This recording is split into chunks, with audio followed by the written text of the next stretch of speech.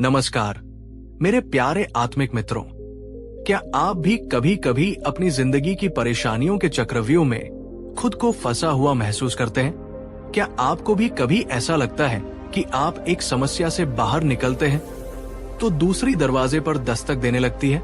दुख, चिंता, तनाव और समस्याएं। ऐसा लगता है जैसे ये हमारे जीवन का एक स्थायी हिस्सा बन गई है जो कभी खत्म ही नहीं होंगी। हम सब शांति चाहते हैं, हम सब सुख चाहते हैं, पर यह हमें मिलता क्यों नहीं? हम कहाँ गलती कर रहे हैं? आज मेरे दोस्तों, हम इसी सबसे बड़े प्रश्न का उत्तर खोजने के लिए समय में 2500 साल पीछे की यात्रा करेंगे। हम चलेंगे तथागत गौतम बुद्ध की शरण में और जानेंगे उनके बताए हुए 7 ऐसे अचूक, शाश्वत और व्यावहारिक उपाय जिन्हें अगर आपने अपने जीवन में सही मायने में उतार लिया तो आप अपनी बड़ी से बड़ी परेशानियों को जड़ से मिटा सकते हैं और एक शांत, संतुलित और आनंदपूर्ण जीवन की ओर बढ़ सकते हैं। बुद्ध ने जो रास्ता दिखाया वो किसी धर्म या पंथ का नहीं, बल्कि मन के विज्ञान का, जीवन जीने की कला का रास्ता है। और ये आज के इस तनावपूर्ण युग में उतना ही, बल्कि शायद उससे भी कहीं ज्यादा प्रासंगिक है जितना ये 2500 साल पहले था।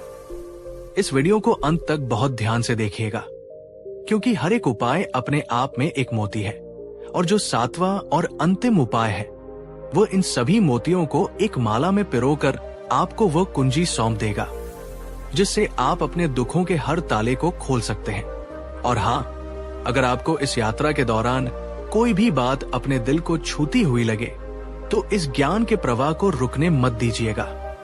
एक लाइक जरूर करें, अपने विचार नीचे कमेंट में साझा करें और इस अमूल्य ज्ञान को अपने प्रियजनों के साथ शेयर करना न भूलें। तो चलिए अपने मन को एकाग्र करके इस जीवन रूपांतरणकारी यात्रा की शुरुआत करते हैं। बुद्ध का पहला और सबसे मौलिक उपाय है सच्चाई को स्वीकार करो। बुद्ध ने अपने पहले ही उपदेश में 4 आर्य सत्य बताए थे और उनमें से पहला सत्य था इदम दुखम, अर्थात जीवन में दुख है। दोस्तों, हमारी सबसे बड़ी परेशानी और हमारा सबसे बड़ा मानसिक संघर्ष तब शुरू होता है जब हम जीवन की इस मूलभूत सच्चाई को स्वीकार करने से इनकार कर देते हैं। हम एक ऐसी काल्पनिक दुनिया में जीना चाहते हैं जहां सब कुछ हमेशा हमारी मर्जी से हो, जहां कभी कोई दुख, कोई पीड़ा, कोई असफलता ना आए। लेकिन क्या ऐसा कभी संभव हुआ है? सोचिए जरा, जब आपको आपकी मनचाही नौकरी में प्रमोशन नहीं मिला तो आपने दुखी होकर, शिकायत करके कितना समय और कितनी मानसिक ऊर्जा बर्बाद की। जब आपका कोई अपना प्रियजन आपको छोड़कर चला गया तो आपने बार बार खुद से या ईश्वर से ये सवाल पूछा, ये मेरे साथ ही क्यों हुआ? ये क्यों? और ऐसा नहीं होना चाहिए था का प्रतिरोध ही हमारे दुख को कई गुना बढ़ा देता है। लेकिन बुद्ध कहते हैं, दुख से लड़ो मत, उसे स्वीकार करो। जब तुम ये स्वीकार कर लेते हो कि बीमारी, बुढ़ापा, वियोग, असफलता ये सब जीवन की यात्रा का एक स्वाभाविक हिस्सा है, ठीक वैसे ही जैसे रात दिन का हिस्सा है, तो तुम्हारा मन लड़ना बंद कर देता है। और जिस क्षण मन लड़ना बंद कर देता है उसी क्षण उसे उस दुख से बाहर निकलने की शक्ति और स्पष्टता मिलनी शुरू हो जाती है। स्वीकृति का अर्थ हार मान लेना नहीं है। स्वीकृति का अर्थ है व्यर्थ के संघर्ष में अपनी ऊर्जा नष्ट करने के बजाय उस ऊर्जा को समाधान खोजने में लगाना। दोस्तों, क्या आपने कभी अपने जीवन में ऐसा महसूस किया है कि जब आपने किसी कठिन परिस्थिति से लड़ना छोड़कर उसे बस स्वीकार कर लिया तो आपके मन का बोझ अचानक से हल्का हो गया? अगर हाँ, तो नीचे कमेंट में पूरी सच्चाई से लिखिए, हाँ, स्वीकृति में शक्ति है। बुद्ध का दूसरा शक्तिशाली उपाय है अतीत और भविष्य की चिंता छोड़कर वर्तमान क्षण में जीना सीखो। जरा अपनी परेशानियों की सूची को ध्यान से देखिए। आप पाएंगे कि आपकी 99% परेशानियां या तो अतीत से जुड़ी है या भविष्य से। अतीत की यादें और पछतावे, काश मैंने तब वैसा न किया होता, उसने मेरे साथ ऐसा क्यों किया, वे दिन कितने अच्छे थे, अब कभी वापस नहीं आएंगे। या भविष्य की चिंताएं और डर? अगर मैं परीक्षा में फेल हो गया तो? अगर मेरी नौकरी चली गई तो? अगर मुझे कोई गंभीर बीमारी हो गई तो? लेकिन सच्चाई क्या है? बुद्ध कहते हैं, अतीत एक जा चुके सपने की तरह है और भविष्य एक अजन्मे बच्चे की तरह। तुम्हारे पास जीने के लिए, अनुभव करने के लिए और कर्म करने के लिए सिर्फ और सिर्फ ये वर्तमान क्षण है। एक बार बुद्ध एक अत्यंत चिंतित किसान से मिले। किसान रोते हुए बोला, भगवान, इस साल सूखे के कारण मेरी सारी फसल खराब हो गई। अब मैं साल भर क्या खाऊंगा? मेरे बच्चों का क्या होगा? मैं पूरी तरह बर्बाद हो गया। बुद्ध मुस्कुराए और बोले, वत्स, तुम्हारे जीवन में सो परेशानियां हैं, पर उनमें से 99 तुम्हारे अपने मन की कल्पना है जो कभी घटित ही नहीं होंगी। तुम्हारी असली परेशानी सिर्फ एक है कि तुम्हारी इस साल की फसल खराब हो गई है। इस एक सच्चाई पर ध्यान केंद्रित करो और इसका समाधान खोजो। बाकी 99 काल्पनिक परेशानियों का बोझ अपने सिर पर क्यों ढो रहे हो? यानी हम जिन चीजों से डरते हैं, जिन भविष्य की आशंकाओं में जीते हैं, उनमें से ज्यादातर कभी होती ही नहीं और हम उनके लिए अपने आज की शांति को दांव पर लगा देते हैं। तो दोस्तों, अभी ठीक इसी वक्त खुद से ये सवाल पूछिए, क्या मैं इस पल में जी रहा हूं या मेरा मन अतीत के खंडहरों में या भविष्य के काल्पनिक बादलों में भटक रहा है? जिस क्षण आप अपने मन को पकड़कर वापस इस पल में ले आएंगे, आप पाएंगे कि इस पल में कोई समस्या है ही नहीं। बुद्ध का तीसरा अत्यंत व्यावहारिक उपाय है, अपने मन को क्रोध और द्वेष की अग्नि से बचाओ। बुद्ध ने कहा था, क्रोध को अपने मन में बनाए रखना किसी और पर फेंकने के इरादे से एक जलते हुए कोयले को अपने हाथ में पकड़े रहने जैसा है। अंत में जलता कौन है? आप खुद। जरा शांति से सोचिए, जब आप किसी पर क्रोध करते हैं या किसी के प्रति अपने मन में द्वेष या घृणा पालकर रखते हैं, तो सबसे ज्यादा नुकसान और पीड़ा किसको होती है? उस दूसरे व्यक्ति को शायद पता भी ना हो या उसे कोई पर्थ भी ना पड़े, पर आपकी रात की नींद उड़ जाती है, आपका रक्तचाप बढ़ जाता है, आपका मन 24 घंटे एक अदृश्य युद्ध में उलझा रहता है। क्रोध और द्वेष दूसरों को बाद में जलाते हैं, पहले वे उस बर्तन को ही जला देते हैं जिसमें वे रखे होते हैं। एक बार की प्रसिद्ध घटना है, जब एक व्यक्ति बुद्ध को भरी सभा में अपशब्द कहने लगा, उन्हें गालियां देने लगा। बुद्ध शांत भाव से चेहरे पर एक कोमल मुस्कान लिए सब कुछ सुनते रहे। जब वो व्यक्ति बोल बोलकर थक गया तो बुद्ध ने उससे पूछा, भ्राता, यदि तुम किसी के लिए कोई उपहार लेकर जाओ और वो व्यक्ति उस उपहार को स्वीकार करने से मना कर दे, तो वो उपहार किसके पास रह जाएगा? उस व्यक्ति ने कहा, वो मेरे ही पास रह जाएगा। बुद्ध बोले, ठीक इसी प्रकार तुमने मुझे जो ये अपशब्दों की भेंट दी है, मैं इसे स्वीकार करने से इनकार करता हूं। यही बात क्रोध और द्वेष के लिए भी सत्य है। कोई आपको क्रोधित तभी कर सकता है जब आप उसके क्रोध को अपने भीतर आने की अनुमति दें। दोस्तों, क्या आप भी मानते हैं कि गुस्सा और नफरत सिर्फ हमें ही अंदर से खोखला करते हैं? अगर हाँ, तो इस वीडियो को एक लाइक जरूर कीजिए, एक संकल्प के रूप में कि आज से आप इस जलते हुए कोयले को फेंक देंगे। बुद्ध ने सिखाया कि परेशानियों से मुक्त होने का एक बहुत ही सुंदर और सकारात्मक मार्ग है, अपने हृदय को सभी प्राणियों के लिए करुणा और प्रेम से भर लेना। बुद्ध ने कहा, घृणा से घृणा कभी समाप्त नहीं होती, घृणा केवल प्रेम से ही समाप्त होती है। यही शाश्वत नियम है।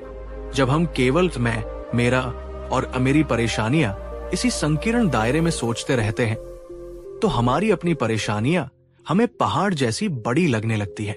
लेकिन जिस क्षण हम अपने इस छोटे से मैं के घेरे से बाहर निकलकर दूसरों के दुख और उनकी पीड़ा को समझने की कोशिश करते हैं, तो हमें अचानक ये बोध होता है कि हमारी अपनी परेशानियां उतनी बड़ी हैं ही नहीं। करुणा का भाव हमारे अहंकार को पिघला देता है और हमें उस सार्वभौमिक मानवता से जोड़ता है जहां हर कोई अपनी अपनी लड़ाई लड़ रहा है। बुद्ध की एक प्रसिद्ध शिष्या थी, किसा गौतमी। जो अपने मृत पुत्र के शोक में विक्षिप्त हो गई थी। वो बुद्ध के पास अपने बेटे को जीवित करने की प्रार्थना लेकर गई। बुद्ध ने उसे एक बहुत ही सरल काम दिया। जाओ, गांव से एक मुट्ठी सरसों के दाने ले आओ, पर उस घर से लाना जहां कभी किसी की मृत्यु न हुई हो। वो स्त्री पूरे गांव में घर घर घूमी, पर उसे एक भी ऐसा घर नहीं मिला जहां कभी किसी ने अपने प्रियजन को न खोया हो। तब उसे ये गहरा बोध हुआ, दुख केवल मेरा व्यक्तिगत नहीं है, ये तो जीवन का एक सार्वभौमिक हिस्सा है। और जैसे ही उसे ये समझ आया, उसका अपना दुख हल्का हो गया। उसने दूसरों के दुख में अपने दुख का समाधान पा लिया। दोस्तों, क्या आपने कभी किसी की निस्वार्थ भाव से मदद करके अपने अंदर एक गहरी शांति और सुकून को महसूस किया है? नीचे कमेंट में हाँ या ना में अपना अनुभव जरूर बताएं। बुद्ध ने कहा था, स्वास्थ्य सबसे बड़ा उपहार है, संतोष सबसे बड़ा धन है और वफादारी सबसे बड़ा रिश्ता है। आज के इस भौतिकवादी युग में हमारी अधिकांश परेशानियों की जड़ क्या है? सिर्फ दो चीजें, निरंतर दूसरों से तुलना और जरूरत से ज्यादा पाने की अंतहीन चाह। हम सोशल मीडिया पर दूसरों की आदर्श जिंदगियां देखते हैं और अपनी जिंदगी को कोसने लगते हैं। उसके पास मुझसे बड़ी कार है, उसके बच्चे मुझसे बेहतर स्कूल में पढ़ते हैं, वो मुझसे ज्यादा खुश दिखता है। ये तुलना एक ऐसी मानसिक बीमारी है जो हमारे भीतर की सारी शांति को खा जाती है। लेकिन बुद्ध का उपाय है, जो तुम्हारे पास है उसमें संतोष करना सीखो, कृतज्ञ होना सीखो। इसका ये मतलब नहीं है कि आप प्रगति करना छोड़ दें। इसका अर्थ है अपनी प्रगति अपनी गति से करें, अपने लिए करें, दूसरों को दिखाने या उनसे आगे निकलने के लिए नहीं। याद रखिए, पैसा और सुविधाएं जीवन जीने के लिए जरूरी है, लेकिन मन की शांति और संतोष उनसे कहीं ज्यादा जरूरी है। वो व्यक्ति जिसके पास करोड़ों है पर मन में अशांति है, वो तरीब है, और वो व्यक्ति जिसके पास कम है पर मन में संतोष है, वही सच्चा अमीर है।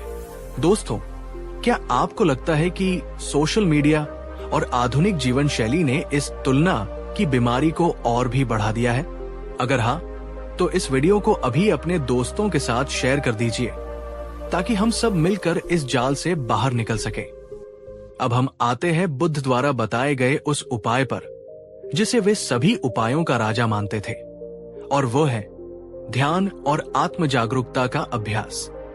बुद्ध ने कहा, जैसे बारिश एक कमजोर छप्पर वाले घर में घुस जाती है, वैसे ही वासनाएं और क्लेश एक अप्रशिक्षित मन में घुस जाते हैं। पर जैसे बारिश एक मजबूत छत वाले घर में नहीं घुस पाती, वैसे ही क्लेश एक सुविकसित और ध्यानपूर्ण मन में प्रवेश नहीं कर पाते। आपकी सारी परेशानियां आपके मन में ही जन्म लेती है। आपका मन ही दुख का कारण है, और आपका मन ही दुख से मुक्ति का द्वार भी है। ध्यान वो कुंजी है जो इस द्वार को खोलती है। ध्यान से क्या होता है?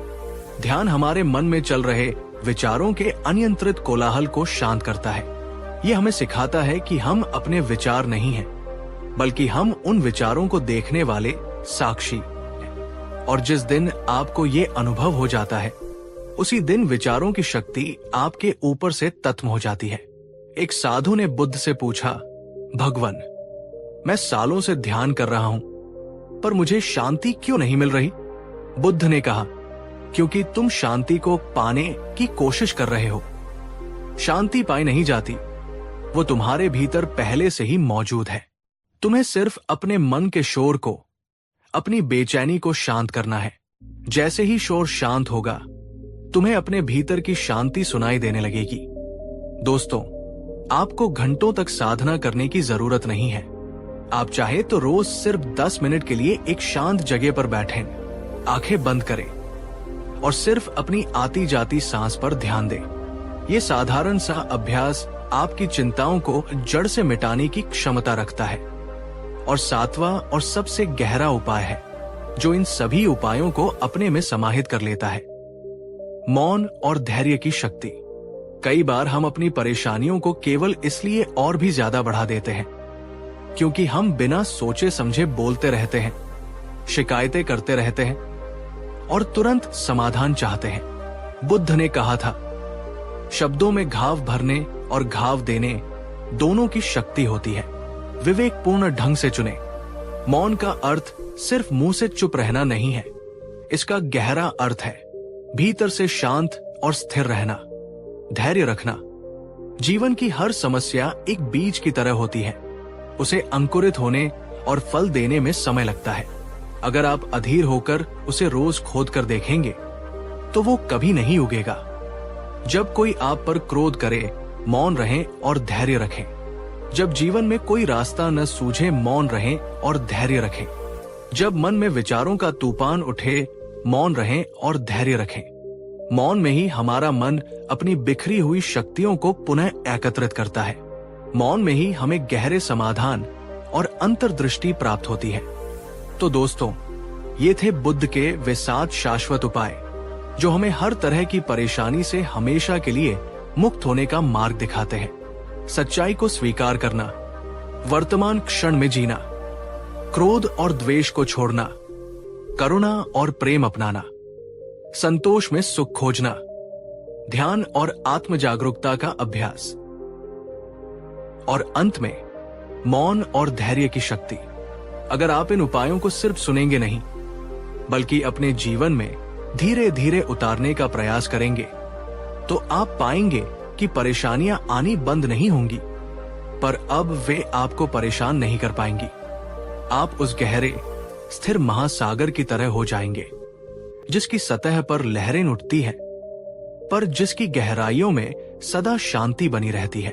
तो अब आप बताइए, आपको इन 7 उपायों में से कौन सा उपाय आज के समय में सबसे ज्यादा जरूरी और शक्तिशाली लगा?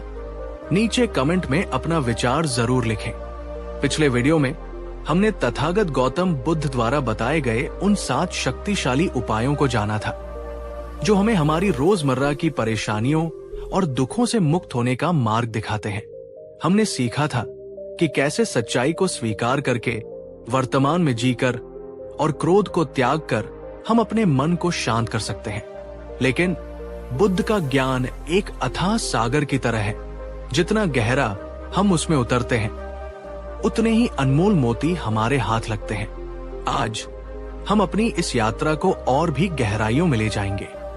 हम जानेंगे बुद्ध के 7 और अद्भुत उपाय, वे सूक्ष्म पर अत्यंत शक्तिशाली सिद्धांत, जो न केवल हमारी बाहरी परेशानियों को, बल्कि हमारे मन के भीतर छिपी उन गहरी जड़ों को भी काट सकते हैं, जहां से सभी दुखों का जन्म होता है।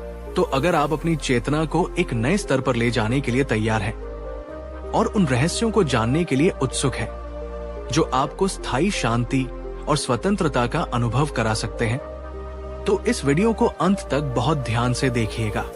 तो चलिए, बिना किसी देरी के अपनी चेतना के इस शिखर पर अगला कदम रखते हैं। बुद्ध का 8वां उपाय हमारी उस सबसे गहरी और विनाशकारी प्रवृत्ति पर प्रहार करता है, जिसे वे लोभ या तृष्णा कहते थे। बुद्ध ने कहा था, लोभ एक ऐसी अग्नि है जो जितना भी ईंधन पाती है, उतनी ही और भड़कती है। ये एक ऐसा जाल है जिसमें फंसकर इंसान कभी संतुष्ट नहीं हो सकता। आज हमारी अनगिनत परेशानियों की सीधी जड़ यही लोभ है। ज्यादा से ज्यादा पैसा कमाने का लोभ, जिसके लिए हम अपने स्वास्थ्य, अपने रिश्तों और अपनी शांति को दांव पर लगा देते हैं। नाम और शोहरत का लोभ, जो हमें दूसरों की नजरों में अच्छा दिखने के लिए एक निरंतर दौड़ में दौड़ाता रहता है। इंद्रिय सुखों का लोभ, जो हमें क्षणिक आनंद तो देता है, पर पीछे एक गहरी रिक्ति और अतृप्ति छोड़ जाता है। एक बार एक अत्यंत धनी व्यापारी बुद्ध के पास आया। उसके पास सोने चांदी के भंडार थे, बड़े बड़े महल थे, पर वो बोला, भगवान, मेरे पास सब कुछ है, लेकिन मेरे मन में चैन का एक पल भी नहीं है। मुझे हर समय और अधिक पाने की चिंता सताती रहती है। बुद्ध मुस्कुराए और बोले, वत्स, तुम्हारे पास सब कुछ है, सिवाय उस एक चीज के जो सबसे ज्यादा कीमती है, और वो है संतोष। उन्होंने आगे कहा, तुम्हारा कटोरा भरा हुआ नहीं है, बल्कि उसमें एक छेद है जिसका नाम है लोभ। जब तक तुम इस छेद को नहीं भरोगे, तुम उसमें चाहे पूरी दुनिया की दौलत डाल दो, वो हमेशा खाली ही रहेगा। दोस्तों, जरा शांति से अपने भीतर झांक कर देखिए। क्या आपकी कोई बड़ी परेशानी कहीं न कहीं इसी और ज्यादा की चाह, इसी लोभ से तो नहीं जुड़ी हुई है? बुद्ध का उपाय लोभी बनने या सब कुछ त्याग देने की दो अतियों के बीच मध्यम मार्ग अपनाने का है। जरूरतें पूरी करो, पर लोभ के जाल में मत फंसो।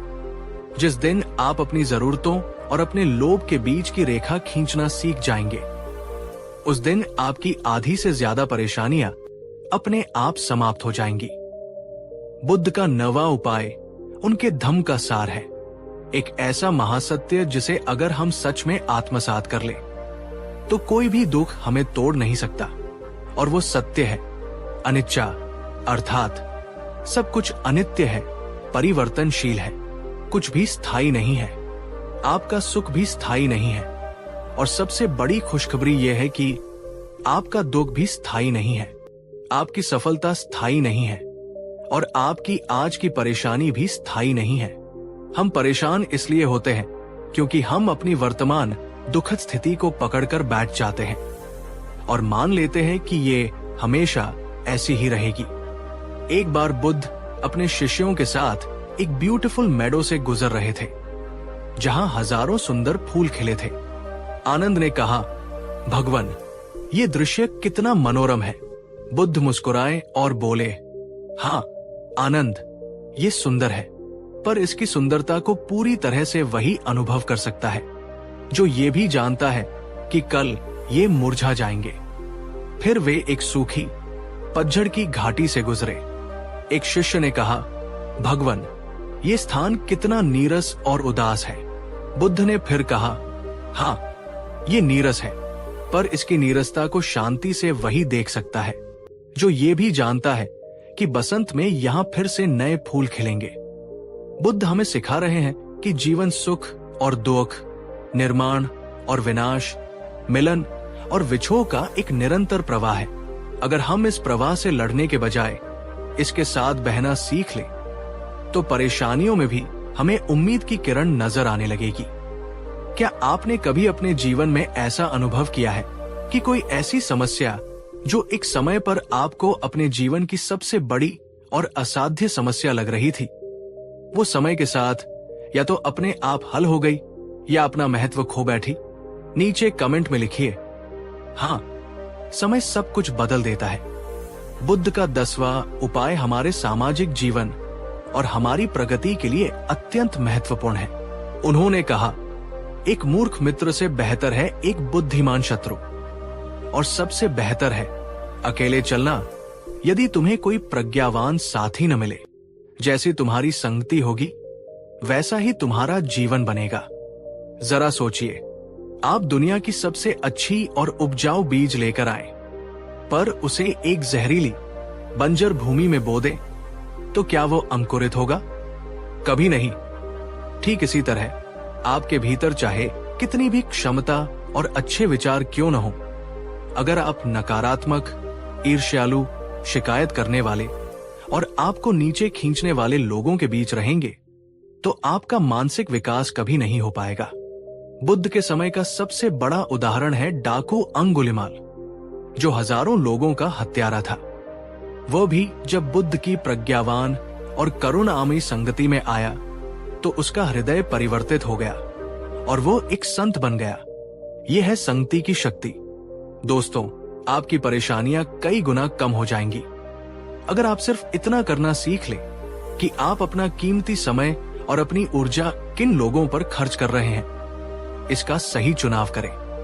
तो आज खुद से ये सवाल पूछिए, मेरे जीवन के वे कौन से 5 लोग हैं जिनके साथ मैं सबसे ज्यादा समय बिताता हूं? क्या वे लोग मुझे एक बेहतर, शांत और समझदार इंसान बनने में मदद कर रहे हैं, या वे अपनी नकारात्मकता से मेरी ऊर्जा को भी खत्म कर रहे हैं? ये आत्मविश्लेषण बहुत जरूरी है। बुद्ध का 11वां उपाय उनके जीवन के व्यक्तिगत अनुभव से निकला हुआ एक सुनहरा सिद्धांत है। बुद्ध ने हमेशा कहा, जीवन में सभी दुखों का कारण 2 अतिया, एक्सट्रीम्स हैं। एक है अत्यधिक भोगविलास में डूब जाना और दूसरी है अपने शरीर को अत्यधिक कष्ट देना। सत्य का, शांति का और समाधान का रास्ता इन दोनों के बीच से होकर जाता है, जिसे मध्यमा पतिब्दा या मध्यम मार्ग कहते हैं। हम अक्सर परेशान इसलिए होते हैं क्योंकि हम अपने जीवन में संतुलन खो देते हैं, या तो हम काम में इतना डूब जाते हैं कि अपने स्वास्थ्य और परिवार को पूरी तरह भूल जाते हैं, और फिर एक दिन बीमार होकर या अकेले रहकर परेशान होते हैं, या फिर हम आराम और आलस्य में इतना डूब जाते हैं कि अपनी जिम्मेदारियों और लक्ष्यों को भूल जाते हैं, और फिर असफलता और पश्चाताप में परेशान होते हैं। बुद्ध कहते हैं, जीवन एक वीणा की तरह है, अगर उसके तारों को बहुत ज्यादा कस दोगे तो वे टूट जाएंगे, और अगर बहुत ढीला छोड़ दोगे तो उनसे कोई संगीत नहीं निकलेगा। मधुर संगीत केवल तभी निकलता है जब तार संतुलित रूप से कसे हों। दोस्तों, जरा अपने जीवन को देखिए। क्या आपकी कोई परेशानी आपके जीवन के किसी क्षेत्र में असंतुलन की वजह से तो नहीं है? क्या आप अपने काम, स्वास्थ्य, परिवार और आत्मविकास, इन सभी के बीच एक सही संतुलन बना पा रहे हैं? बुद्ध का 12वां उपाय आज के इस इंस्टेंट ग्रेटिफिकेशन यानी सब कुछ तुरंत पाने वाले युग के लिए एक महाऔषधि है। बुद्ध ने कहा, धैर्य कड़वा है पर उसका फल मीठा होता है। धैर्य परम तप है। हमारी बहुत सारी परेशानियों की एक बहुत बड़ी वजह है हमारा अधैर्य। हम सब कुछ तुरंत चाहते हैं। हम आज जिम जाना शुरू करते हैं और कल ही 6 पैक एब्स चाहते हैं। हम आज एक बिजनेस शुरू करते हैं और अगले महीने ही करोड़पति बनना चाहते हैं। हम आज ध्यान करना शुरू करते हैं और कल ही बुद्धत्व को उपलब्ध हो जाना चाहते हैं। और जब परिणाम हमारी अपेक्षा के अनुसार तुरंत नहीं मिलते तो हम निराश हो जाते हैं, प्रयास करना छोड़ देते हैं और खुद को या भाग्य को कोसने लगते हैं। लेकिन याद रखिए, प्रकृति की हर महान चीज समय लेती है। एक छोटे से बीज को एक विशाल वृक्ष बनने में वर्षों लगते हैं। एक कली को एक सुंदर फूल के रूप में खिलने में समय लगता है। ठीक इसी तरह जीवन की बड़ी परेशानियों का समाधान भी समय और निरंतर प्रयास की मांग करता है। धैर्य रखने का अर्थ आलसी होकर बैठ जाना नहीं है। इसका अर्थ है अपना सर्वश्रेष्ठ कर्म करते रहना और परिणाम को सही समय पर प्रकट होने का अवसर देना। दोस्तों, क्या आपने कभी अपने जीवन में ये अनुभव किया है कि समय के साथ आपका बड़े से बड़ा घाव भर गया? आपका गुस्सा, आपका दुख या आपकी निराशा अपने आप शांत हो गई? अगर हाँ, तो इस वीडियो को एक लाइक जरूर कीजिए, ये स्वीकार करते हुए कि समय सबसे बड़ा मरहम है। बुद्ध का 13वां उपाय हमारे अहंकार पर सीधी चोट करता है और हमें हमारी परेशानियों से ऊपर उठने का एक बहुत ही सुंदर मार्ग दिखाता है। उन्होंने कहा, हजारों दिए एक ही दिए से जलाए जा सकते हैं, फिर भी उस दिए की रोशनी कम नहीं होती। ठीक इसी तरह खुशियां बांटने से कभी कम नहीं होती, बल्कि और बढ़ती है। जब हम अपनी ही परेशानियों, अपने ही दुखों और अपनी ही चिंताओं के छोटे से कुएं में डूबे रहते हैं, तो हमें लगता है कि हमारा दुख ही दुनिया का सबसे बड़ा दुख है। लेकिन जिस क्षण हम इस कुएं से बाहर निकलकर दूसरों के लिए, समाज के लिए, किसी जरूरतमंद के लिए बिना किसी स्वार्थ के कुछ करते हैं, तो हमें अचानक ये बोध होता है कि हमारी अपनी परेशानी तो बहुत छोटी थी। जब आप किसी भूखे को अपने हिस्से की रोटी खिलाते हैं, तो आपकी आत्मा को जो तृप्ति मिलती है वो अतुलनीय है। जब आप किसी रोते हुए के आंसू पोंछते हैं, तो आपके अंदर का दुख अपने आप कम होने लगता है। सेवा और दान का भाव हमें हमारे संकीर्ण मैं और मेरे से मुक्त करता है और हमें उस विराट चेतना से जोड़ता है जहां परमानंद है। एक गरीब औरत जिसके पास खाने को कुछ नहीं था, रोज बुद्ध के लिए जंगल से एक सुंदर फूल तोड़कर लाती थी।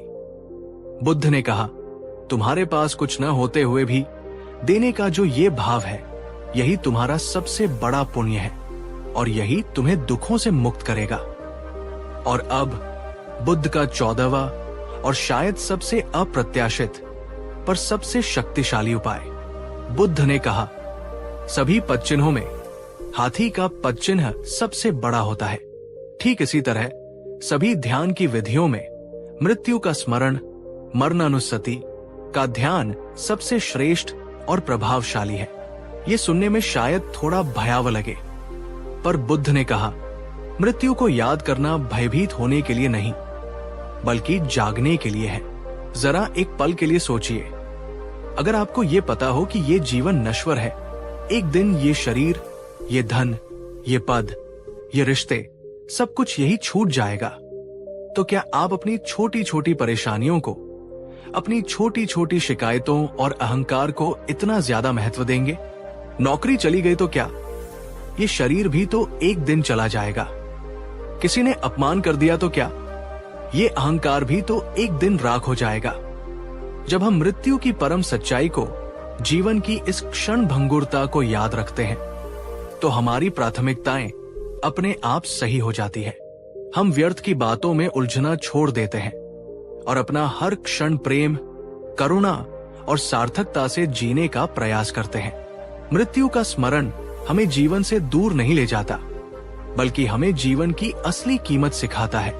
दोस्तों, क्या आपको नहीं लगता कि अगर हम जीवन की इस अस्थिरता को याद रखें, तो हम अनावश्यक चिंताओं से मुक्त होकर एक ज्यादा शांत और उद्देश्यपूर्ण जीवन जी पाएंगे?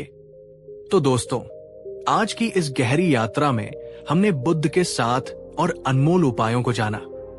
8, लोभ को छोड़कर संतुलित रहना। 9, अनित्यता के सत्य को समझना। 10, सही और सकारात्मक संगति चुनना। 11, जीवन के हर क्षेत्र में मध्यम मार्ग अपनाना। 12, धैर्य और प्रतीक्षा की शक्ति को विकसित करना। 13, सेवा और दान के माध्यम से अपने मैं से ऊपर उठना। 14, और अंत में मृत्यु का स्मरण करके जीवन को सार्थकता से जीना। पिछले 7 और इन 7 उपायों को मिलाकर अब आपके पास 14 कुंजियां हैं। ये वे कुंजियां हैं जिनसे आप अपनी परेशानियों के हर ताले को खोल सकते हैं और अपने जीवन को एक नए, शांत और आनंदपूर्ण आयाम में ले जा सकते हैं। तो अब आप बताइए, आज के इन 7 उपायों में से कौन सा एक उपाय है जिसे आप आज से ही अपने जीवन में उतारने का दृढ़ संकल्प लेते हैं? नीचे कमेंट में अपना संकल्प जरूर लिखिए। आपका संकल्प आपको शक्ति देगा। पिछले 2 भागों में हमने तथागत गौतम बुद्ध द्वारा बताए गए उन 14 शक्तिशाली उपायों को जाना है, जो हमें हमारी रोजमर्रा की परेशानियों और दुखों से मुक्त होने का व्यावहारिक मार्ग दिखाते हैं।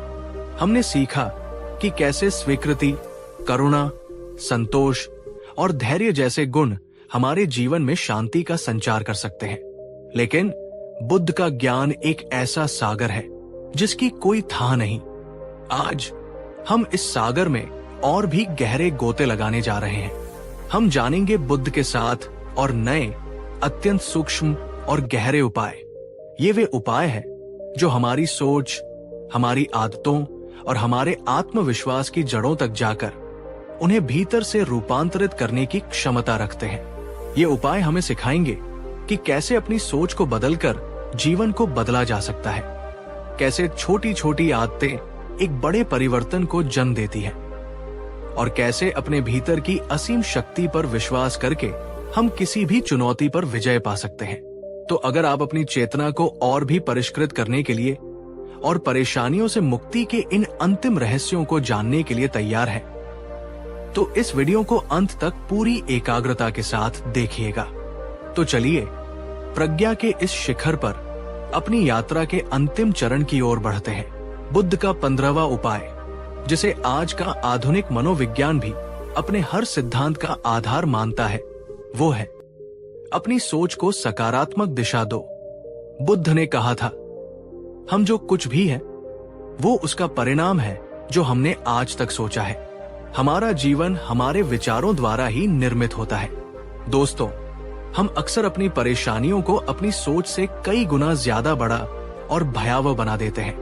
हमारी बाहरी परिस्थिति उतनी बुरी नहीं होती जितनी बुरी कहानी हम अपने मन में उसके बारे में गढ़ लेते हैं।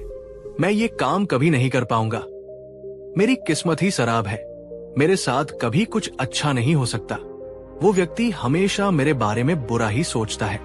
ये नकारात्मक आत्मचर्चा, नेगेटिव सेल्फ टॉक, एक धीमे जहर की तरह है जो हमारे आत्मविश्वास और हमारी ऊर्जा को धीरे धीरे खत्म कर देती है। एक बार एक शिष्य अत्यंत दुखी और निराश होकर बुद्ध के पास आया। उसने कहा, भगवान, मैं जो भी काम शुरू करता हूं उसमें नाकाम ही रहता हूं। मुझे लगता है कि मैं किसी लायक ही नहीं हूं। बुद्ध ने उससे कहा, वत्स, तुम नाकाम इसलिए नहीं होते कि तुम्हें क्षमता नहीं है। तुम नाकाम इसलिए होते हो क्योंकि तुमने अपने मन को यह विश्वास दिला दिया है कि मैं नाकाम हूं। जिस क्षण तुम अपने मन में यह सोचना शुरू कर दोगे कि मैं सक्षम हूं, मैं सीख सकता हूं, मैं प्रयास कर सकता हूं, उसी क्षण तुम्हारी वास्तविकता बदलनी शुरू हो जाएगी।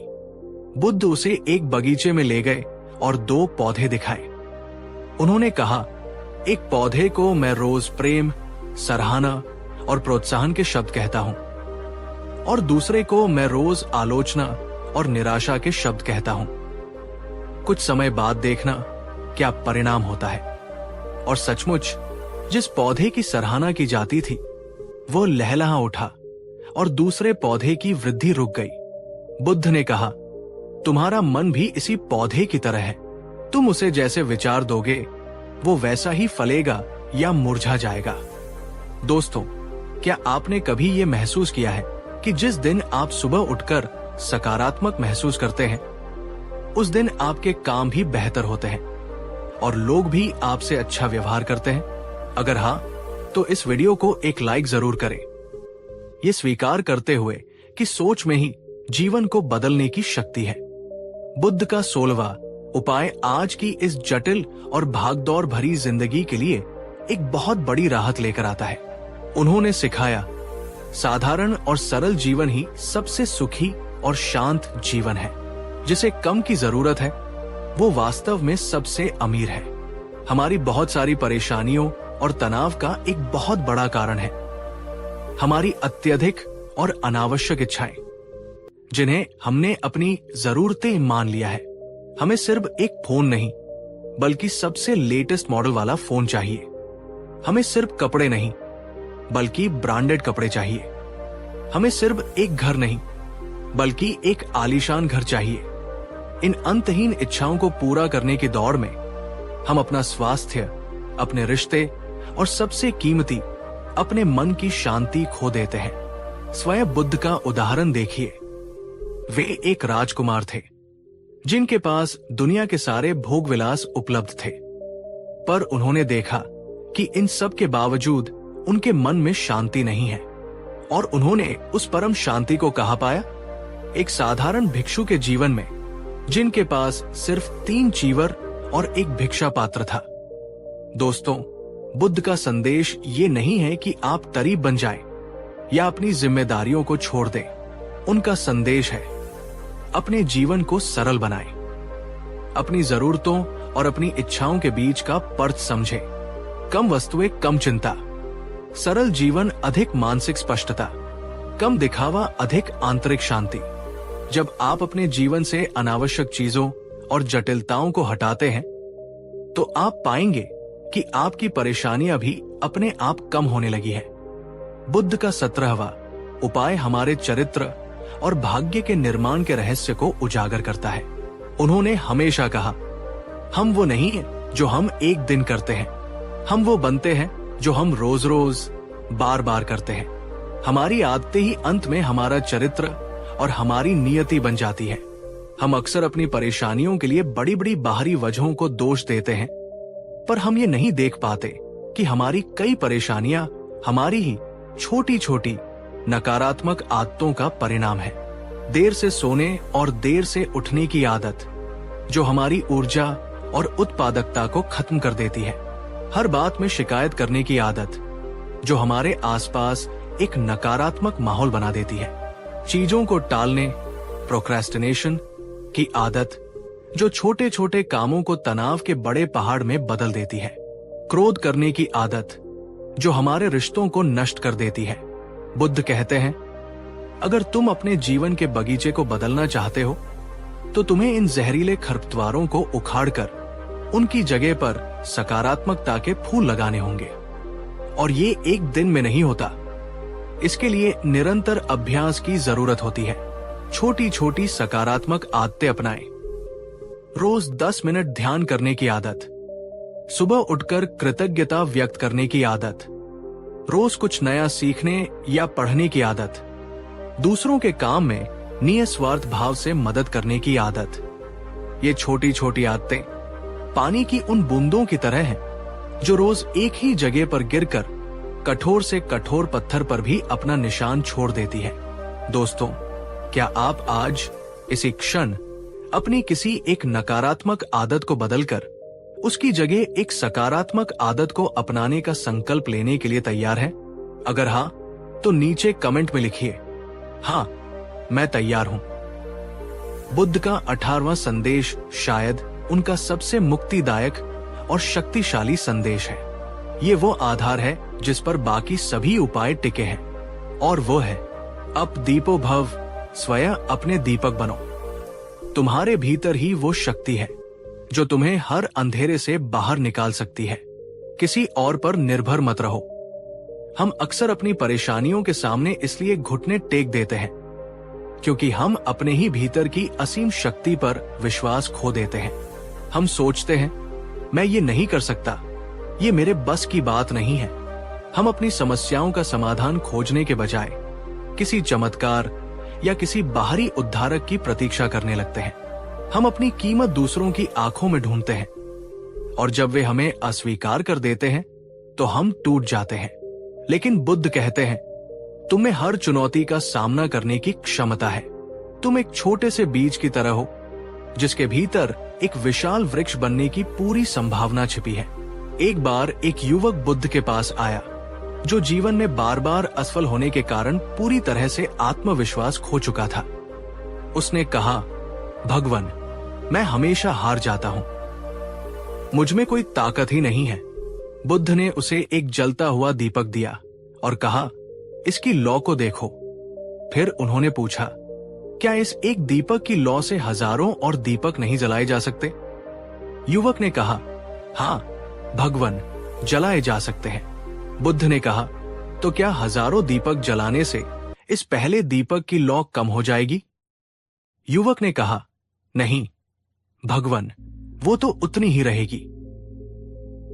बुद्ध मुस्कुराए और बोले, ठीक इसी तरह तुम्हारे भीतर भी प्रज्ञा और शक्ति का एक ऐसा ही दीपक जल रहा है। तुम अपनी शक्ति किसी को देकर कम नहीं होते, और न ही किसी और से तुम्हें शक्ति उधार लेने की जरूरत है। अपनी लौ को पहचानो, उस पर विश्वास करो और उसी के प्रकाश में अपना मार्ग तय करो। दोस्तों, क्या आप अपने भीतर की इस असीम शक्ति को महसूस करना चाहते हैं? अगर हाँ, तो इस वीडियो को उन सभी लोगों के साथ शेयर करें जो आज शायद खुद को कमजोर और हारा हुआ महसूस कर रहे हैं। बुद्ध का 19वां उपाय हमारी परेशानियों की सबसे गहरी जड़ यानी अज्ञान पर प्रहार करता है। बुद्ध ने कहा था, अविद्या परम मल, अज्ञान ही सबसे बड़ा मैल है। यही सभी दुखों का मूल कारण है। जब हम चीजों को, परिस्थितियों को और स्वयं अपने मन के स्वभाव को नहीं समझते तो हम डरते हैं, हम गलत निर्णय लेते हैं और हम अनावश्यक रूप से दुखी होते हैं। हमें दुख के स्वभाव का ज्ञान नहीं होता, इसलिए हम उससे लड़ते हैं। हमें क्रोध के मनोविज्ञान का ज्ञान नहीं होता, इसलिए हम उसके गुलाम बन जाते हैं। हमें जीवन की अनित्यता का ज्ञान नहीं होता, इसलिए हम नश्वर चीजों से चिपक कर दुखी होते हैं। ज्ञान उस प्रकाश की तरह है जो अंधेरे कमरे में आते ही सांप के भ्रम को मिटाकर रस्सी की सच्चाई को प्रकट कर देता है। जैसे ही समझ आती है, वैसे ही डर और परेशानी अपने आप कम हो जाते हैं। इसलिए बुद्ध का मार्ग निरंतर सीखते रहने का, स्वयं को शिक्षित करने का और जीवन के नियमों को समझने का मार्ग है।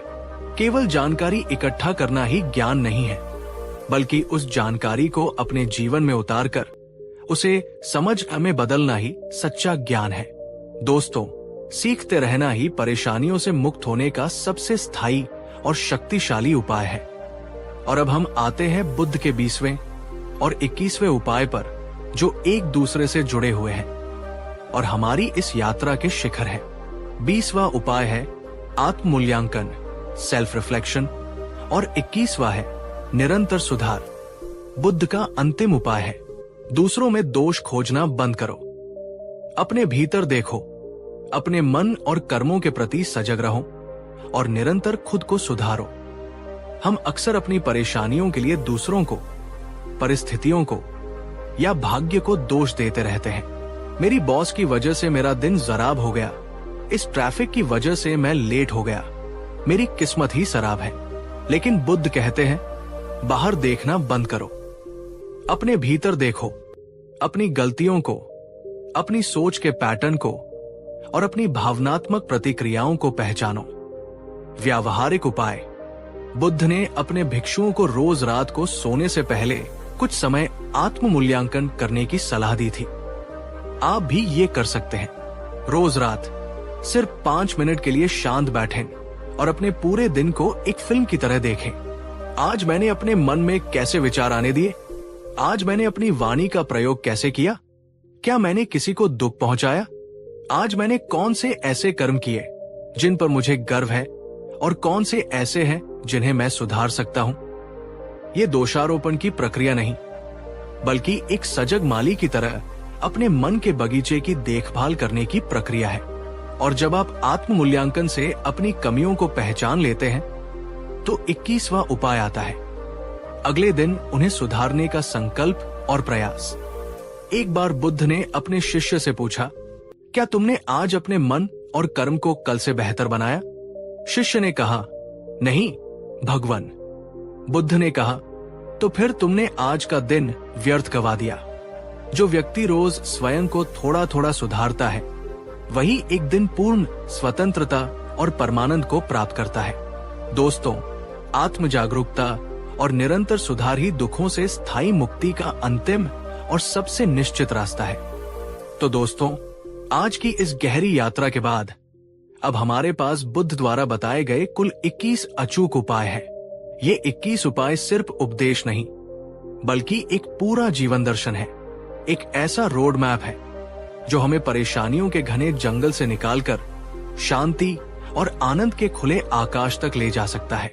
अगर आप इन सभी उपायों को अपने जीवन में धीरे धीरे एक एक करके भी अपनाना शुरू कर दें, तो मैं आपको विश्वास दिलाता हूं कि आपकी परेशानियां न सिर्फ कम होंगी, बल्कि आपका जीवन को देखने का, उसे जीने का पूरा नजरिया ही बदल जाएगा।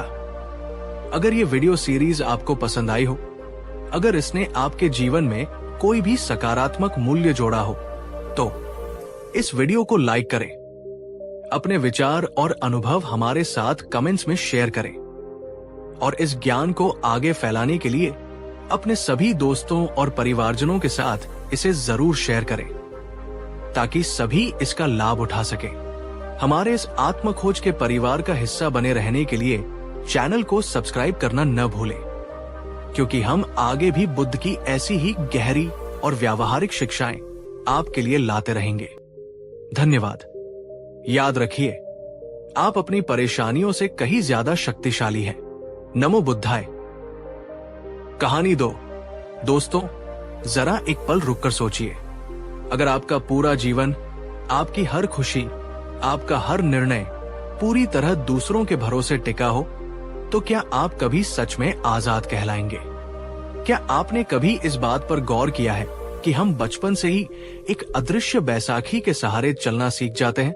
एक ऐसी बैसाखी जो हमें सुरक्षा का एहसास तो देती है, पर धीरे धीरे हमारे अपने पैरों की ताकत को ही खत्म कर देती है। हम ज्यादातर फैसले, अपनी सोच और यहाँ तक कि अपने सपनों का भविष्य भी दूसरों की राय पर क्यों छोड़ देते हैं? क्यों हम बार बार ये मान लेते हैं कि कोई और हमें सही रास्ता दिखाएगा, कोई और जब हम गिरेंगे तो हमें संभालेगा, कोई और हमारी सफलता का मार्ग प्रशस्त करेगा? लेकिन आज से 2500 साल पहले एक प्रज्ञावान पुरुष तथागत गौतम बुद्ध ने हमें एक क्रांतिकारी, एक मुक्तिदायक संदेश दिया था। उन्होंने कहा था, दूसरों पर निर्भर मत रहो, तुम्हारी मुक्ति तुम्हारे ही हाथ में है। खुद की ताकत को पहचानो, आज की इस कहानी में मैं आपको ले चलूंगा बुद्ध के जीवन के उन प्रेरक प्रसंगों में, जहां उन्होंने अपने शिष्यों और साधारण लोगों को यही सिखाया कि आखिरकार खुद पर भरोसा करना ही सच्ची स्वतंत्रता है और अपनी आंतरिक शक्ति को जगाना ही जीवन का परम लक्ष्य है। तो इस वीडियो को अंत तक जरूर देखिएगा। इस कहानी की शुरुआत होती है बुद्ध के समय से, जब वे जेतवन विहार में निवास कर रहे थे। एक दिन एक युवा और प्रतिभाशाली भिक्षु, जिसका नाम सुभूति था, बुद्ध के पास आया। उसके मन में एक गहरी दुविधा और एक महत्वपूर्ण प्रश्न था। उसने बुद्ध को प्रणाम किया और अत्यंत विनम्रता से बोला, भगवान, आप हर दिन हमें करुणा, प्रज्ञा और शील का उपदेश देते हैं। आपके वरिष्ठ शिष्य हमें ध्यान और विनय के नियम बताते हैं। संत के अन्य भिक्षु और गृहस्थ उपासक भी हमें हर कदम पर मार्गदर्शन और सहारा देते हैं। मैं आप सबके प्रति कृतज्ञ हूं, लेकिन मैं ये सोचकर अक्सर परेशान हो जाता हूं, क्या मैं पूरी जिंदगी इसी तरह दूसरों के भरोसे, दूसरों के दिखाए मार्ग पर ही चलता रहूंगा? क्या मेरी अपनी कोई बुद्धि, अपनी कोई आंतरिक शक्ति नहीं है जिस पर मैं भरोसा कर सकूं? क्या मेरी मुक्ति भी दूसरों के उपदेशों पर ही निर्भर है? सुभूति का ये प्रश्न सुनकर पूरे संघ में एक गहरा सन्नाटा छा गया। ये एक ऐसा सवाल था जो शायद हर साधक के मन में उठता है। बुद्ध के चेहरे पर एक कोमल मुस्कान आई। उन्होंने सुभूति की ओर करुणा दृष्टि से देखा और कहा, सुभूति, तुमने बहुत ही उत्तम और गहरा सवाल पूछा है। ये प्रश्न तुम्हारी जागृति का संकेत है। ध्यान से सुनो। अगर तुम हमेशा दूसरों के सहारे, दूसरों की बैसाखियों पर चलोगे, तो तुम्हारे पैर कभी मजबूत नहीं हो पाएंगे। तुम्हारा जीवन तुम्हारा नहीं रहेगा। वो तो दूसरों की इच्छाओं, दूसरों के विचारों का एक प्रतिबिंब मात्र बनकर रह जाएगा। वो एक गुलाम का जीवन होगा, एक स्वतंत्र व्यक्ति का नहीं। फिर बुद्ध ने वे शक्तिशाली शब्द कहे जो इस पूरी देशना का सार है। इसलिए खुद पर भरोसा करो, दूसरों पर नहीं। तुम्हारे भीतर ही बुद्धत्व है, तुम्हारे भीतर ही वो परम शक्ति है। उसे पहचानो, अपनी शरण स्वयं बनो। दोस्तों, मैं आपसे पूछना चाहता हूं, क्या आपके जीवन में कभी ऐसा हुआ है कि आपका कोई बहुत बड़ा और महत्वपूर्ण फैसला सिर्फ इसलिए बिगड़ गया या आप उसे ले ही नहीं पाए क्योंकि आपने अपनी आंतरिक आवाज के बजाय दूसरों की कॉन्फ्लिक्टिंग राय पर ज्यादा भरोसा कर लिया था? अगर हाँ, तो अपना अनुभव बिना किसी का नाम लिए कमेंट्स में जरूर साझा करें। आपकी कहानी दूसरों के लिए एक सीख बन सकती है। बुद्ध ने सुभूति और अन्य भिक्षुओं को आत्मनिर्भरता का महत्व समझाने के लिए एक बहुत ही सरल और सुंदर कहानी सुनाई। उन्होंने कहा, एक बार एक आदमी था जिसे एक विशाल और अशांत नदी को पार करना था। उसे तैरना नहीं आता था और उसके पास कोई नाव भी नहीं थी। वो किनारे पर खड़ा होकर बहुत चिंतित था। उसने वहां से गुजर रहे लोगों से पूछना शुरू किया, हे भाइयों, मुझे बताओ, मैं इस भयानक नदी को कैसे पार करूं? एक ज्ञानी दिखने वाले व्यक्ति ने कहा, तुम ईश्वर से प्रार्थना करो। अगर तुम्हारी आस्था सच्ची होगी तो ईश्वर स्वयं तुम्हें पार करा देंगे। एक कर्मठ व्यक्ति ने कहा, प्रार्थना से क्या होगा? जाओ, जंगल से लकड़ियां काटो, रस्सी बनाओ और अपने लिए एक नाव का निर्माण करो। एक योगी ने कहा, नदी पार करने की क्या आवश्यकता है? यही किनारे पर बैठकर ध्यान करो और अपने मन को शांत करो।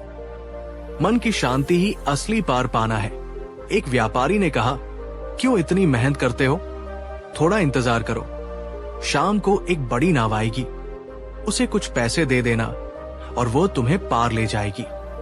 वो आदमी पूरी तरह से उलझ गया। उसने हर किसी की सलाह को थोड़ा थोड़ा मानने की कोशिश की। वो थोड़ी देर प्रार्थना करता, फिर 2 लकड़ियां काटने जाता, फिर थककर ध्यान करने बैठ जाता और फिर नाव का इंतजार करने लगता। नतीजा ये हुआ कि दिन बीत गया, रात होने को आई और वो वही का वही खड़ा रहा। वो न तो तैरना सीख पाया, न नाव बना पाया और न ही नदी पार कर पाया। तभी वहां एक आत्मज्ञानी भिक्षु आए। उन्होंने उस आदमी की दुर्दशा देखी और उससे पूछा, तुम इतने लोगों से सलाह क्यों मांग रहे हो, जो स्वयं अभी इस किनारे पर ही खड़े हैं? उन्होंने आगे कहा, दूसरों से पूछना बंद करो, अपने भीतर झांको, अपनी शक्ति और अपनी सीमाओं को पहचानो। क्या तुम लकड़ियां काटकर नाव बना सकते हो?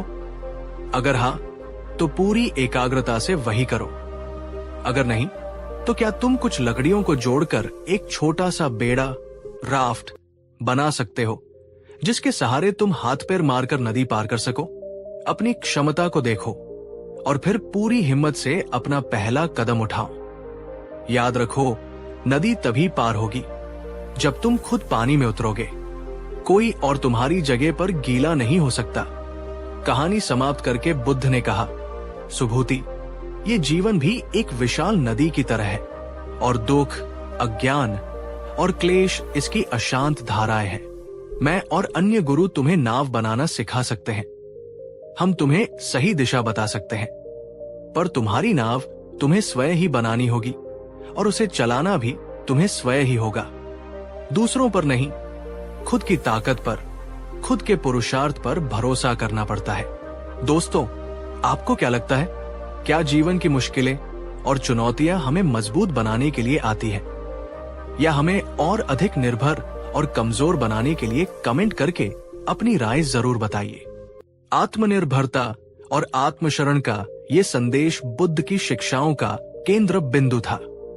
उन्होंने अपने जीवन की अंतिम घड़ियों में, अपने महापरिनिर्वाण से ठीक पहले, अपने सबसे प्रिय शिष्य आनंद को जो अंतिम उपदेश दिया, वो इसी सत्य की पराकाष्ठा थी। आनंद, जो बुद्ध से अत्यंत प्रेम करते थे और उन पर पूरी तरह निर्भर थे, बुद्ध के जाने की बात सोचकर फूट फूट कर रो रहे थे। उन्होंने बुद्ध से पूछा, भगवान, आपके बिना हमारा क्या होगा? जब आप नहीं रहेंगे तो हम किसका सहारा लेंगे? कौन हमें प्रकाश दिखाएगा? बुद्ध ने, जो शारीरिक पीड़ा में थे, आनंद को अपने पास बुलाया और वे ऐतिहासिक शब्द कहे जो आज भी करोड़ों लोगों के लिए प्रेरणा का स्रोत है। उन्होंने कहा, आनंद, इसलिए स्वयं अपने दीपक बनो, स्वयं अपनी शरण में जाओ, किसी और की शरण में नहीं। धम्म, सत्य को अपना दीपक बनाओ, धम्म को अपनी शरण बनाओ, किसी और को नहीं। उन्होंने समझाया, अगर तुम जीवन में सच में अंधेरे से मुक्त होना चाहते हो तो अपने भीतर की रोशनी को जलाओ। दूसरों के दिए दीपक के सहारे कब तक चलोगे? हवा का एक झोंका आएगा और वो बुझ जाएगा। दूसरों का ज्ञान, दूसरों की प्रेरणा अस्थायी है, लेकिन अगर तुम ध्यान और विवेक से अपने भीतर प्रज्ञा का दीपक जला लोगे तो दुनिया का कोई तूफान, कोई अंधेरा भी उसे बुझा नहीं पाएगा। दोस्तों, मैं आपसे पूछना चाहता हूं, क्या आपने कभी खुद का दीपक बनने की कोशिश की है? जैसे बिना किसी मोटिवेशनल वीडियो को देखे अपने भीतर से प्रेरणा जगाकर कोई काम पूरा करना, या बिना किसी की मदद लिए अपनी ही बुद्धि और मेहनत से किसी मुश्किल समस्या का हल निकालना? अगर हाँ, तो उसका अनुभव कैसा रहा? उस अनुभव ने आपको कितना शक्तिशाली महसूस कराया? बुद्ध हमें सिर्फ अनुयायी नहीं, बल्कि स्वयं एक बुद्ध बनने के लिए प्रेरित कर रहे हैं। वे कह रहे हैं कि जो क्षमता मेरे भीतर है, वही क्षमता तुम्हारे भीतर भी है। खोजो उसे, जगाओ उसे। अब जरा सोचिए, बुद्ध की ये हजारों साल पुरानी शिक्षा आज के इस डिजिटल युग में कितनी ज्यादा प्रासंगिक है। आज हम बाहरी चीजों पर पहले से कहीं ज्यादा निर्भर हो गए हैं। प्रेरणा, मोटिवेशन चाहिए तो हम तुरंत सोशल मीडिया खोलते हैं और किसी इन्फ्लुएंसर के कोड्स ढूंढने लगते हैं। वित्तीय सुरक्षा चाहिए तो हम नौकरी, बैंक लोन या माता पिता पर निर्भर हो जाते हैं। कोई निर्णय लेना हो तो हम अपने दोस्तों से या गूगल पर टॉप 10 लिस्ट से राय पूछते हैं। और खुशी चाहिए तो हम अपने पार्टनर, अपने दोस्तों या भौतिक वस्तुओं से ये उम्मीद करते हैं कि वे हमें खुश करेंगी। बुद्ध कहते हैं, ये सब भ्रम है। ये निर्भरता एक मीठा जहर है। शुरू में ये बहुत आसान और आरामदायक लगता है, लेकिन धीरे धीरे ये तुम्हारी आत्मा को, तुम्हारे आत्मविश्वास को तुम्हारी निर्णय लेने की क्षमता को खोखला कर देता है। दूसरों पर निर्भर रहना ऐसा ही है जैसे कोई मजबूत पंखों वाला बाज उड़ने की अपनी क्षमता को भूलकर हमेशा दूसरों की पीठ पर बैठकर आसमान की सैर करता रहे। क्या वो कभी उड़ान की असली स्वतंत्रता, असली रोमांच को महसूस कर पाएगा? कभी नहीं। सोचकर देखिए, अगर आप कल से ये तय कर ले कि मैं अपने दिन की शुरुआत किसी और के मोटिवेशन से नहीं बल्कि अपने ही भीतर से एक उद्देश्य खोजकर करूंगा, तो आपकी जिंदगी कितनी बदल जाएगी। दोस्तों, बुद्ध की शिक्षा केवल सैद्धांतिक नहीं बल्कि पूरी तरह से व्यावहारिक है। अब मैं आपको बुद्ध द्वारा सिखाई गई एक बहुत ही सरल पर शक्तिशाली ध्यान साधना का अभ्यास कराऊंगा। अगर आप अभी ऐसी जगह पर हैं जहां आप इसे कर सकते हैं, तो मेरे साथ इसे जरूर करें। अपनी आंखें धीरे से बंद कर लीजिए। अपनी रीढ़ की हड्डी को सीधा रखें पर शरीर को ढीला छोड़ दें। अब 3 गहरी सांसें लें।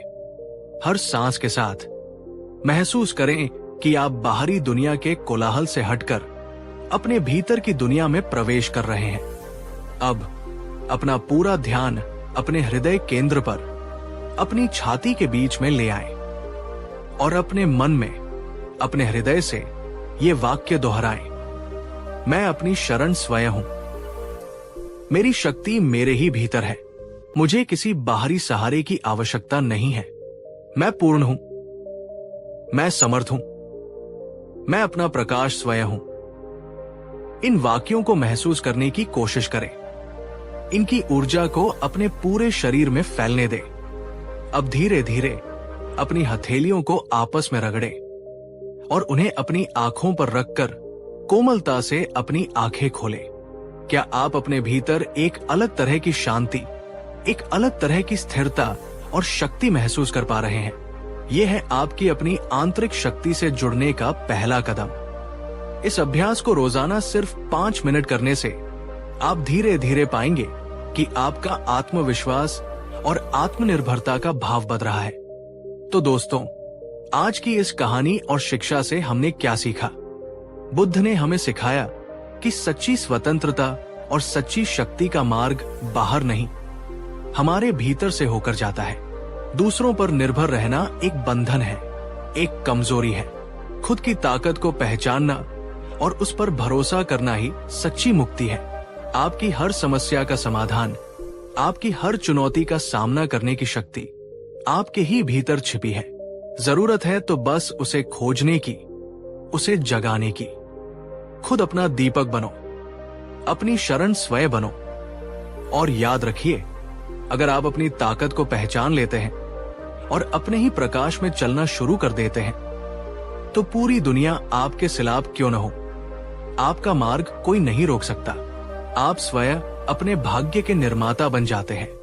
दोस्तों, अगर आपको बुद्ध की ये शक्तिशाली शिक्षा और ये कहानी अच्छी लगी हो, अगर इसने आपके भीतर एक नई चिंगारी जलाई हो, तो इसे अभी लाइक और अपने सभी प्रियजनों के साथ शेयर कर दीजिए, क्योंकि हो सकता है आपकी वजह से कोई व्यक्ति अपनी अदृश्य बैसाखियों को फेंककर अपने पैरों पर खड़ा होना सीख जाए। हम मिलेंगे अगली कहानी में एक और गहरे आत्मज्ञान के साथ। तब तक हमारे इस परिवार का हिस्सा बने रहने के लिए चैनल को सब्सक्राइब करना न भूलें। याद रखिए, आप ही अपने जीवन के दीपक हैं। इसे जलाइए और पूरी दुनिया को रोशन कर दीजिए। धन्यवाद। नमो बुद्धाय। कहानी 3। नमस्कार मेरे प्यारे आत्मिक मित्रों। आज हम उन 3 अदृश्य पर अत्यंत शक्तिशाली जंजीरों के बारे में बात करने जा रहे हैं, जो हम में से ज्यादातर लोगों को जीवन भर कैद रखती है। ये जंजीरें लोहे की नहीं, बल्कि हमारे ही मन के धागों से बनी है। इनके नाम है शर्म, डर और चिंता। जरा एक पल के लिए रुककर सोचिए, कितने ही अवसर हमने सिर्फ इसलिए गवा दिए क्योंकि हम शर्म के कारण आगे नहीं बढ़ पाए। कितने ही सपनों को हमने सिर्फ इसलिए अधूरा छोड़ दिया क्योंकि हम असफलता के डर से सहमे हुए थे। और कितनी ही खूबसूरत रातें हमने सिर्फ इसलिए बेचैनी में गुजार दी क्योंकि हमारा मन भविष्य की चिंताओं के जाल में उलझा हुआ था। शर्म हमें अपनी असलियत को छिपाने पर मजबूर करती है। डर हमें जोखिम उठाने और आगे बढ़ने से रोकता है, और चिंता हमारे आज के अनमोल क्षणों को कल की अनिश्चित आशंकाओं की भेंट चढ़ा देती है। ये तीनों मिलकर हमारे भीतर एक ऐसी अदृश्य जेल का निर्माण करते हैं, जहां हम अपनी ही क्षमताओं के, अपनी ही खुशियों के और अपनी ही स्वतंत्रता के कैदी बन जाते हैं। लेकिन सवाल यह है, क्या इस जेल से बाहर निकलने का कोई रास्ता है? क्या इन जंजीरों को तोड़ा जा सकता है? हाँ, बिल्कुल है। और यह रास्ता आज से 2500 साल पहले तथागत गौतम बुद्ध ने बड़ी ही स्पष्टता और करुणा के साथ दिखाया था। आज हम आपके लिए लेकर आए हैं गौतम बुद्ध की वे गहन शिक्षाएं, जो इन तीनों मानसिक क्लेशों की जड़ पर प्रहार करती है और हमें इनसे हमेशा के लिए मुक्त होने का व्यावहारिक मार्ग दिखाती है। तो इस वीडियो को अंत तक बहुत बहुत ध्यान से देखिएगा, क्योंकि ये सिर्फ एक प्रवचन नहीं, बल्कि एक उपचार की प्रक्रिया हो सकती है। वीडियो के अंत में मैं आपके साथ एक बहुत ही सरल पर अत्यंत शक्तिशाली अभ्यास साझा करूंगा, जिसे अगर आप अपनी दिनचर्या में शामिल कर लें, तो आप पाएंगे कि आपकी शर्म, आपका डर और आपकी चिंता धीरे धीरे बर्फ की तरह पिघलने लगी है। तो चलिए अपने मन की गहराइयों में उतरते हैं और उन जड़ों को खोजते हैं जहां से ये शर्म, डर और चिंता जन्म लेते हैं। इससे पहले कि हम इलाज की बात करें, एक कुशल वैद्य की तरह हमें रोग की जड़ को समझना होगा। आखिर ये शर्म, ये डर, ये चिंता आती कहां से है? क्या ये बाहरी परिस्थितियों से पैदा होती है या इसका स्रोत कहीं हमारे भीतर ही है?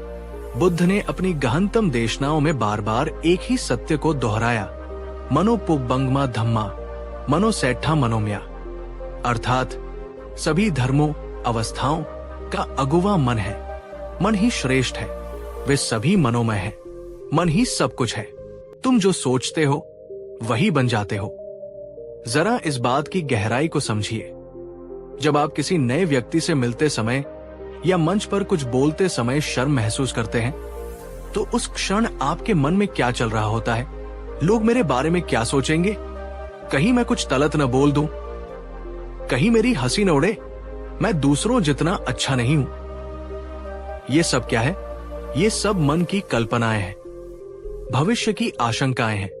हकीकत में अभी तक ऐसा कुछ भी नहीं हुआ है, लेकिन हम अपने ही दिमाग में पहले से ही अपनी असफलता और अपमान का एक पूरा चित्र बना लेते हैं और फिर उस काल्पनिक चित्र से डरने लगते हैं। अब डर को लेते हैं। जब आप किसी नए काम को शुरू करने से डरते हैं, तो क्या होता है? अगर मैं असफल हो गया तो? अगर मेरा पैसा डूब गया तो? अगर लोगों ने मुझे अस्वीकार कर दिया तो? यहां भी आप एक ऐसी भविष्य की संभावना से डर रहे हैं जो अभी तक घटी ही नहीं है। आप एक काल्पनिक सांप से डर रहे हैं जो शायद सिर्फ एक रस्सी है। और चिंता तो भविष्य में जीने की कला का ही दूसरा नाम है। चिंता का मतलब है मैं कल की एक अनिश्चित समस्या को लेकर अपने आज के निश्चित सुख और शांति को नष्ट कर रहा हूं। तो इन तीनों का साझा स्रोत क्या है? इन तीनों की जड़ कहां है? इनकी जड़ है अज्ञान में। इस अज्ञान में कि हम अपने ही मन द्वारा रचे गए मायाजाल को, अपनी ही कल्पनाओं को, अपनी ही कहानियों को सच्चाई मान लेते हैं। बुद्ध ने कहा, जो बीत गया वो एक सपने जैसा है, जो आने वाला है वो सिर्फ एक कल्पना है, और जो वर्तमान है वही एकमात्र सच्चाई है। लेकिन हम इस सरल से सत्य को भूल जाते हैं। हम अपना पूरा जीवन या तो अतीत के पछतावों में या भविष्य की चिंताओं में गुजार देते हैं, और वर्तमान का जो अनमोल क्षण हमारे हाथ में है उसे हम जीते ही नहीं। क्या आपके साथ कभी ऐसा हुआ है कि आपने किसी काम को करने से महीनों या सालों तक सिर्फ इसलिए टाला हो क्योंकि आपको डर था कि लोग क्या कहेंगे? और जब आपने आखिरकार वो काम कर ही लिया तो आपको एहसास हुआ कि कोई आपके बारे में इतना सोच ही नहीं रहा था और आपका सारा डर व्यर्थ था। अगर हाँ, तो कमेंट में पूरी ईमानदारी से लिखिए, हाँ, मेरा डर व्यर्थ था। इस सत्य को और भी स्पष्ट करने के लिए चलिए बुद्ध के जीवन की एक बहुत ही शिक्षाप्रद घटना को सुनते हैं। एक बार एक युवक बुद्ध के पास आया। वो अत्यंत प्रतिभाशाली और नेक दिल था, पर उसका जीवन इन 3 शत्रुओं शर्म, डर और चिंता से पूरी तरह ग्रस्त था। उसने बुद्ध से कहा, भगवान, मेरा जीवन एक नर्क बन गया है। मुझे हर समय हर जगह शर्म महसूस होती है। मैं लोगों के सामने खुलकर बोल नहीं पाता। मुझे हमेशा लगता है कि मैं दूसरों से कम हूं। मुझ में कोई न कोई कमी है। मुझे डर लगता है कि लोग मेरा मजाक बनाएंगे, मुझे अस्वीकार कर देंगे, और इसी चिंता में मैं रात रात भर सो नहीं पाता। कृपा करके मेरा मार्गदर्शन करें। बुद्ध ने उस युवक की आंखों में झांका, जहां एक गहरी पीड़ा और छटपटाहट थी। उन्होंने उससे एक बहुत ही अप्रत्याशित प्रश्न पूछा। उन्होंने मुस्कुराकर कहा, वत्स, क्या तुम जब घने सुनसान जंगल में बिल्कुल अकेले चलते हो तब भी डरते हो? युवक ने कुछ देर सोचा और कहा, हाँ भगवान, मुझे जंगली जानवरों का या किसी अनहोनी का डर लगता है। बुद्ध ने फिर पूछा, ठीक है, पर क्या तुम्हें तब भी शर्म आती है जब उस जंगल में तुम्हें देखने वाला कोई नहीं होता? युवक ने तुरंत कहा, नहीं भगवान, जब कोई देख ही नहीं रहा तो शर्म कैसी? बुद्ध ने एक और गहरा सवाल पूछा, और जब तुम उस जंगल में अकेले होते हो तो क्या तुम इस बात की चिंता करते हो कि कल क्या होगा? या तुम उस क्षण सिर्फ अपने रास्ते और अपनी सुरक्षा पर ध्यान केंद्रित करते हो? युवक ने स्वीकार किया, भगवान, उस समय तो मेरा पूरा ध्यान वर्तमान पर ही रहता है। युवक अब चुप हो गया। उसे धीरे धीरे कुछ समझ आने लगा था। बुद्ध ने अपनी बात को स्पष्ट करते हुए कहा, तो फिर वत्स, तुम्हारा डर, तुम्हारी शर्म और तुम्हारी चिंता बाहरी परिस्थितियों या लोगों से उतनी नहीं है जितनी तुम्हारे अपने मन से है। तुम्हारी शर्म तब पैदा होती है जब तुम्हारा मन दूसरों की काल्पनिक नजरों को अपने ऊपर महसूस करता है। तुम्हारी चिंता तब पैदा होती है जब तुम्हारा मन भविष्य की काल्पनिक घटनाओं में भटकता है। और तुम्हारा डर तब कई गुना बढ़ जाता है जब तुम्हारा मन अज्ञात से काल्पनिक खतरे पैदा करता है। असली समस्या बाहर नहीं है वत्स, असली समस्या तुम्हारे भीतर है। तुम बाहरी दुनिया को बदलने की कोशिश कर रहे हो, जबकि तुम्हें अपने मन को प्रशिक्षित करने की आवश्यकता है। दोस्तों, सोचिए, हम में से कितने लोग ठीक यही गलती नहीं करते? हम सोचते हैं, अगर मेरे पास और पैसे होते तो मुझे चिंता नहीं होती। अगर मैं और सुंदर होता तो मुझे शर्म नहीं आती। अगर लोग अच्छे होते तो मुझे डर नहीं लगता। हम हमेशा अपनी समस्याओं का कारण बाहर खोजते हैं, पर बुद्ध हमें आईना दिखा रहे हैं कि असली युद्ध क्षेत्र तो हमारे अपने मन के भीतर है। बुद्ध एक मनोवैज्ञानिक की तरह इन तीनों मानसिक अवस्थाओं की जड़ तक गए। चलिए उनके विश्लेषण को एक एक करके समझते हैं। 1. शर्म क्यों जन्म लेती है? मैं का भ्रम और तुलना का विष। बुद्ध ने कहा, शर्म तब जन्म लेती है जब इंसान अपने मन में एक मैं की झूठी आदर्श छवि बना लेता है और फिर अपनी वास्तविक स्थिति की उस काल्पनिक छवि से तुलना करता है। हम सब अपने मन में एक परफेक्ट मी की तस्वीर लेकर घूमते हैं। मुझे हमेशा आत्मविश्वासी दिखना चाहिए। मुझे हमेशा सब कुछ पता होना चाहिए। मुझसे कभी कोई गलती नहीं होनी चाहिए। और जब हमारी वास्तविक परफॉर्मेंस इस आदर्श छवि से मेल नहीं खाती, तो हम शर्मिंदा हो जाते हैं। हमें लगता है कि हम पर्याप्त अच्छे नहीं हैं। इसका दूसरा पहलू है तुलना। जब हम खुद को दूसरों से छोटा, कमतर या हीन समझते हैं, तो शर्म पैदा होती है। बुद्ध ने सिखाया कि हर व्यक्ति अनूठा है, अपनी यात्रा पर है। एक गुलाब का फूल कमल के फूल से अपनी तुलना नहीं करता। वे दोनों अपनी अपनी अनूठी सुंदरता में खिलते हैं। जब तक हम अपने आप को बिना शर्त स्वीकार नहीं करेंगे, तब तक शर्म हमारा पीछा करती रहेगी। क्या आपने कभी महसूस किया है कि आप खुद के सबसे बड़े आलोचक हैं? दूसरों से ज्यादा आप खुद को ही अपनी गलतियों के लिए शर्मिंदा करते हैं? अगर हाँ, तो कमेंट में लिखिए, हाँ, मैं खुद को स्वीकार करता हूं। यह स्वीकृति का पहला कदम है। 2. डर का इलाज क्या है? अज्ञान का अंधेरा और ज्ञान का प्रकाश। बुद्ध ने एक बहुत ही गहरा सूत्र दिया था। डर उसी चीज से लगता है जिसे हम जानते नहीं हैं। ज्ञान का प्रकाश होते ही डर का अंधेरा अपने आप गायब हो जाता है। इसका सबसे प्रसिद्ध उदाहरण है अंधेरे में पड़ी रस्सी का, जिसे हम भ्रमवश सांप समझ लेते हैं।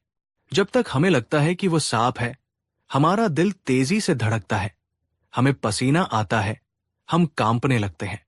हमारा शरीर और मन पूरी तरह से उस डर की सच्चाई में जी रहा होता है। लेकिन जैसे ही कोई टॉर्च चलाकर हमें दिखाता है कि अरे, ये तो सिर्फ एक रस्सी है, तो क्या होता है?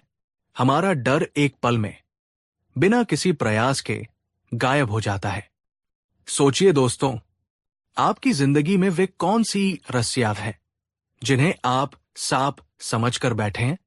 पब्लिक स्पीकिंग एक सांप है, असफलता एक सांप है, अस्वीकृति एक सांप है। बुद्ध कहते हैं, डर से लड़ो मत, डर का विश्लेषण करो, उसके भीतर ज्ञान का प्रकाश डालो।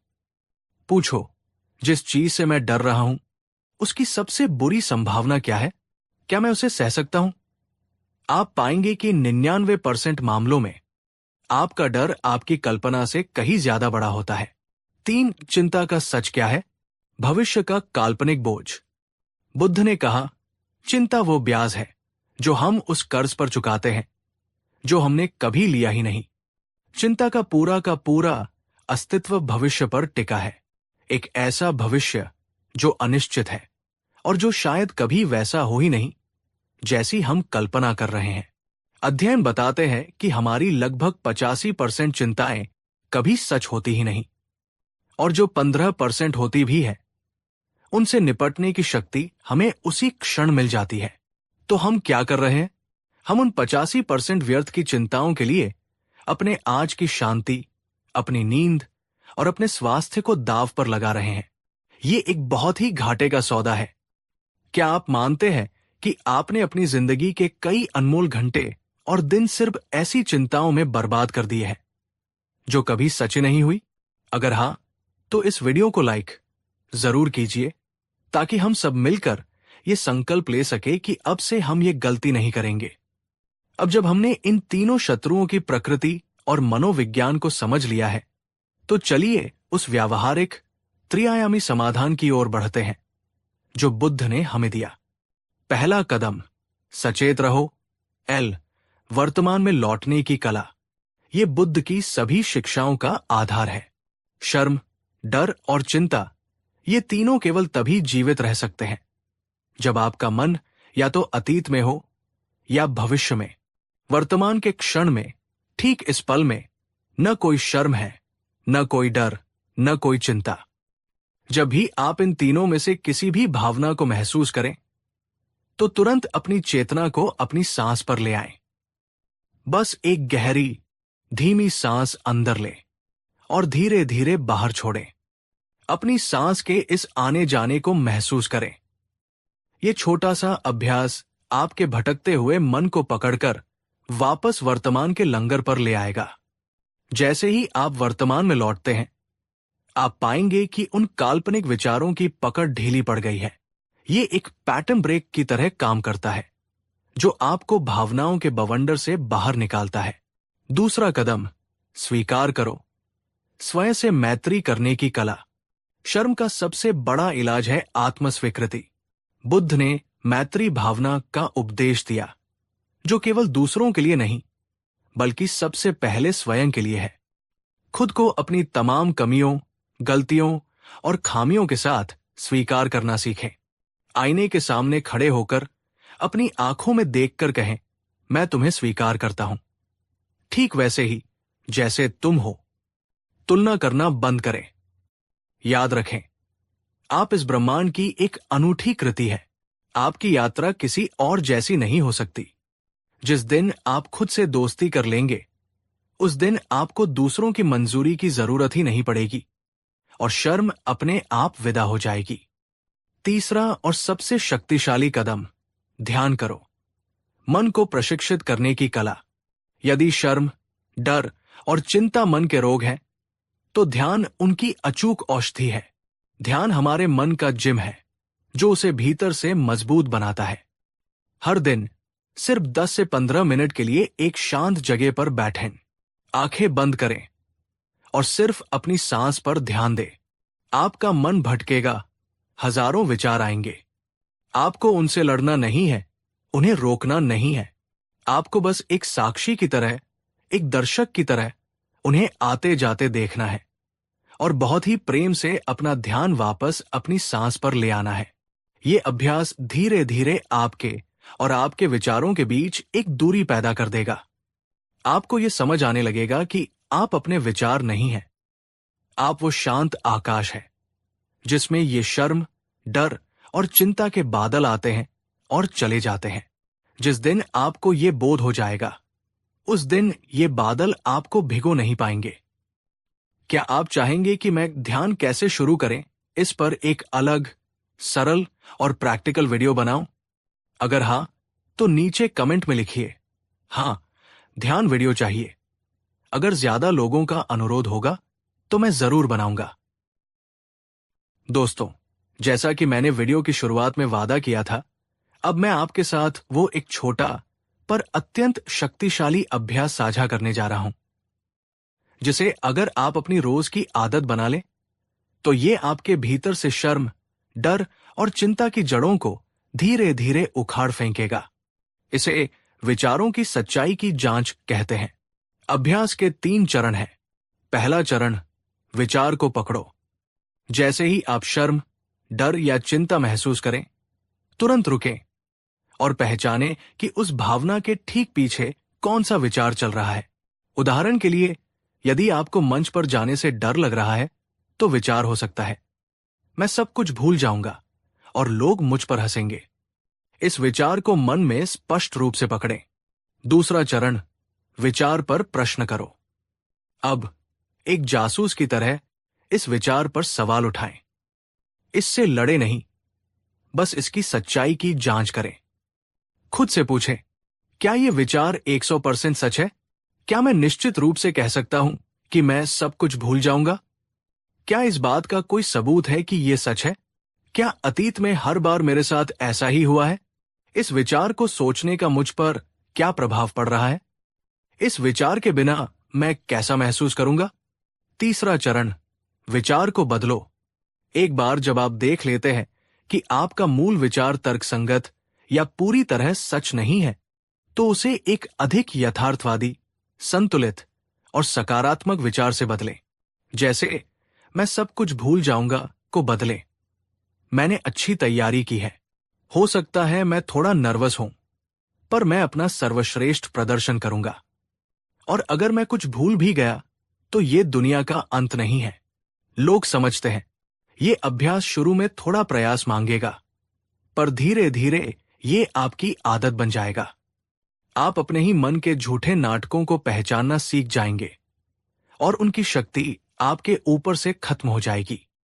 अगर आप आज से ही इस शक्तिशाली अभ्यास को शुरू करने का संकल्प लेते हैं, तो नीचे कमेंट में लिखिए, मैं आज से अपने विचारों का स्वामी हूं। दोस्तों, बुद्ध ने कहा था, निडर वही है जो अपने मन को जीत लेता है, क्योंकि असली दुश्मन, असली लड़ाई बाहर की दुनिया में नहीं, हमारे अपने ही भीतर है। शर्म, डर और चिंता का इलाज बाहर की दुनिया को बदलने में या दूसरों से मंजूरी पाने में नहीं है। इसका इलाज अपने भीतर की दुनिया को समझने में और उसे प्रशिक्षित करने में है। जितना ज्यादा आप वर्तमान क्षण में जिएंगे, जितना ज्यादा आप खुद को बिना शर्त स्वीकार करेंगे और जितना ज्यादा आप ध्यान और सजगता का अभ्यास करेंगे, उतना ही ज्यादा आप पाएंगे कि ये तीनों जंजीरें कमजोर पड़ती जा रही हैं और एक दिन वे पूरी तरह से टूट जाएंगी। उस दिन आप सच्ची स्वतंत्रता का अनुभव करेंगे। दोस्तों, अगर आपको बुद्ध का ये ज्ञान और ये वीडियो मददगार लगा हो, अगर इसने आपके मन के किसी बोझ को हल्का किया हो, तो अभी इस वीडियो को लाइक कीजिए। अपने दोस्तों, परिवार और हर उस व्यक्ति के साथ इसे शेयर कीजिए जो शायद चुपचाप इन भावनाओं से जूझ रहा हो। आपकी एक शेयरिंग किसी के लिए आशा की किरण बन सकती है। और हां, हमारे इस आत्मखोज के सफर में सहयात्री बने रहने के लिए चैनल को सब्सक्राइब करना मत भूलिए और उस घंटी के आइकॉन को भी दबा दीजिए, ताकि भविष्य में हम बुद्ध की और भी ऐसी गहरी शिक्षाएं आपके लिए लाते रहें। याद रखिए, आप शर्म, डर और चिंता से कहीं ज्यादा बड़े हैं। उत्तर आपके भीतर है। इस यात्रा में मेरे साथ बने रहने के लिए आपका हृदय से धन्यवाद। नमो बुद्धाय। कहानी 4। कल्पना कीजिए एक ऐसी आवाज की जिसे सुनने के लिए हजारों लोग मीलों पैदल चलकर आते थे। एक ऐसी वाणी जिसमें न कोई अहंकार था, न कोई दिखावा, फिर भी जिसके शब्द सम्राटों के सिंहासन हिला देते थे। एक ऐसा वक्ता जो जब चुप होता था तो उसकी चुप्पी भी हजारों उपदेशों से ज्यादा गहरी होती थी। हम बात कर रहे हैं गौतम बुद्ध की। आज हम ये नहीं जानेंगे कि उन्होंने क्या कहा, बल्कि ये जानेंगे कि उन्होंने कैसे कहा। उनकी बोलने की कला में ऐसा क्या रहस्य था कि उनकी बातें 2500 साल बाद भी हमारे दिलों को छू लेती हैं। आज की इस यात्रा में हम बुद्ध की वाणी के उन 7 गुप्त सूत्रों को उजागर करेंगे, जिन्हें अपनाकर कोई भी व्यक्ति न केवल एक बेहतर वक्ता बन सकता है, बल्कि अपने रिश्तों, अपने काम और अपने जीवन में एक सकारात्मक क्रांति ला सकता है। ये सिर्फ पब्लिक स्पीकिंग का वीडियो नहीं है, ये अपने भीतर की आवाज को खोजने का एक सफर है। तो अंत तक बने रहिएगा, क्योंकि हर सूत्र के साथ हम आपसे एक गहरा सवाल पूछेंगे जो आपको अपने भीतर झांकने पर मजबूर कर देगा। चलिए इस अद्भुत यात्रा का आरंभ करते हैं। पहला सूत्र, सत्य जो मन को छुए।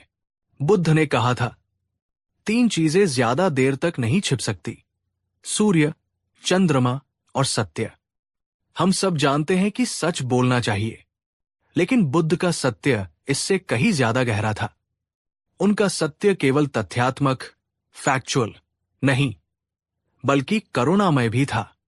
वे ऐसा सच बोलते थे जो उपयोगी हो, सही समय पर बोला जाए और प्रेम से कहा जाए। एक बार की बात है, एक व्यक्ति बुद्ध के पास आया और बोला, भगवान, क्या आप हमेशा सच बोलते हैं? बुद्ध ने कहा, हाँ। उसने फिर पूछा, तो क्या आप कठोर सच भी बोलते हैं जो किसी को चुभ सकता है? बुद्ध ने जो उत्तर दिया वो बोलने की कला का सबसे बड़ा पाठ है। उन्होंने कहा, मैं उस सत्य को जानता हूं जो कठोर है, अप्रिय है, लेकिन उपयोगी नहीं है। मैं उसे नहीं बोलता। मैं उस सत्य को जानता हूं जो मीठा है, प्रिय है, लेकिन उपयोगी नहीं है। मैं उसे भी नहीं बोलता। मैं केवल उस सत्य को जानता हूं जो चाहे कठोर हो या मीठा, लेकिन सुनने वाले के कल्याण के लिए उपयोगी है, और मैं उसे बोलने का सही समय जानता हूं।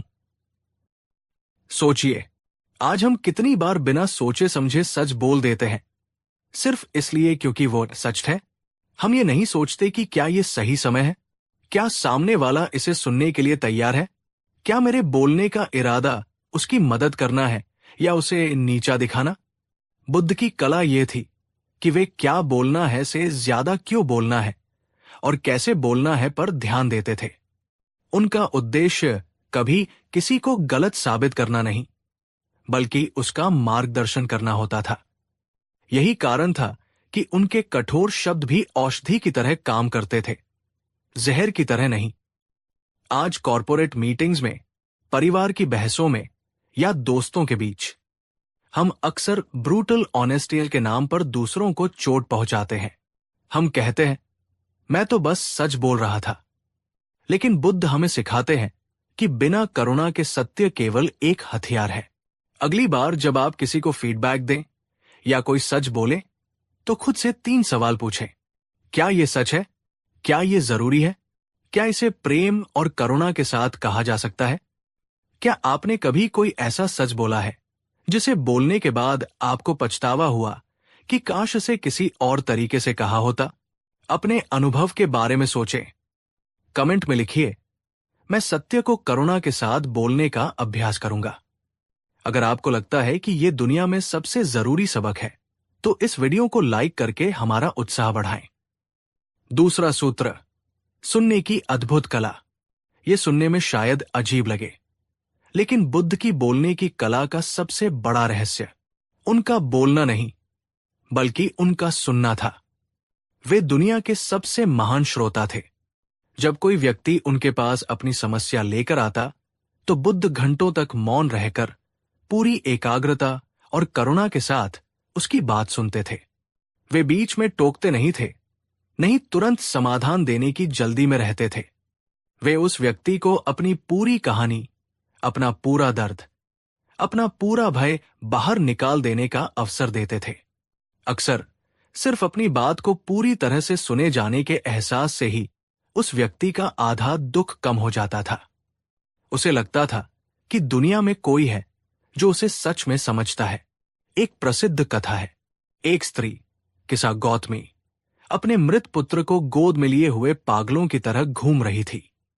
वो हर किसी से अपने बेटे को जीवित करने की औषधि मांग रही थी। लोग उसे पागल समझकर भगा देते थे। जब वो बुद्ध के पास पहुंची, तो बुद्ध ने उसे डांटा नहीं, उसे पागल नहीं कहा। उन्होंने धैर्य से उसकी पूरी बात सुनी। उन्होंने उसके दर्द को महसूस किया। फिर उन्होंने कहा, मैं तुम्हारे पुत्र को जीवित कर सकता हूं, पर तुम्हें एक काम करना होगा। किसी ऐसे घर से एक मुट्ठी सरसों के बीज ले आओ जहां आज तक किसी की मृत्यु न हुई हो। बुद्ध जानते थे कि ऐसा कोई घर नहीं है, लेकिन उन्होंने उसे सीधे उपदेश नहीं दिया। उन्होंने उसे खुद अनुभव के माध्यम से सीखने का अवसर दिया। किसा गौतमी घर घर गई और हर दरवाजे पर उसे यही सुनने को मिला कि हमारे घर में भी किसी की मृत्यु हुई है। शाम तक उसे ये ज्ञान हो गया कि मृत्यु एक सार्वभौमिक सत्य है। ये केवल उसका अकेला दुख नहीं है। जब वो बुद्ध के पास लौटी, तो उसकी आंखों में स्वीकृति और शांति थी। बुद्ध ने बिना एक शब्द कहे उसे जीवन का सबसे बड़ा सत्य सिखा दिया था। ये संभव हुआ क्योंकि उन्होंने पहले सुना और समझा। आज हमारी सबसे बड़ी समस्या क्या है? हम सुनते हैं जवाब देने के लिए, सुनने के लिए नहीं। जब कोई बोल रहा होता है, तो हमारे दिमाग में अपना जवाब तैयार हो रहा होता है। हम वास्तव में उस व्यक्ति की भावनाओं, उसके अनकहे शब्दों को नहीं सुनते। एक अच्छा वक्ता बनने का पहला कदम एक अच्छा श्रोता बनना है। जब आप सच में किसी को सुनते हैं, तो आप उससे एक गहरा रिश्ता बना लेते हैं। तब आपके शब्द उसके दिल तक पहुंचते हैं, क्योंकि वे उसके मन की जमीन से उपजे होते हैं। पिछली बार कब आपने किसी की बात बिना टोके, बिना कोई सलाह दिए, बस पूरी तरह से सुनी थी? क्या आप एक अच्छे श्रोता हैं? कमेंट में ईमानदारी से बताएं। मैं एक बेहतर श्रोता बनूंगा। तीसरा सूत्र, उपमाओं और कहानियों की शक्ति। बुद्ध ने कहा था, जो मैं सिखाता हूं वो चांद की ओर इशारा करती हुई एक उंगली की तरह है। उंगली पर ध्यान मत दो, वरना तुम चांद को देखने से चूक जाओगे। बुद्ध जानते थे कि गहरे और जटिल दार्शनिक सत्य को सीधे सीधे समझाना बहुत मुश्किल है। आम इंसान उसे समझ नहीं पाएगा।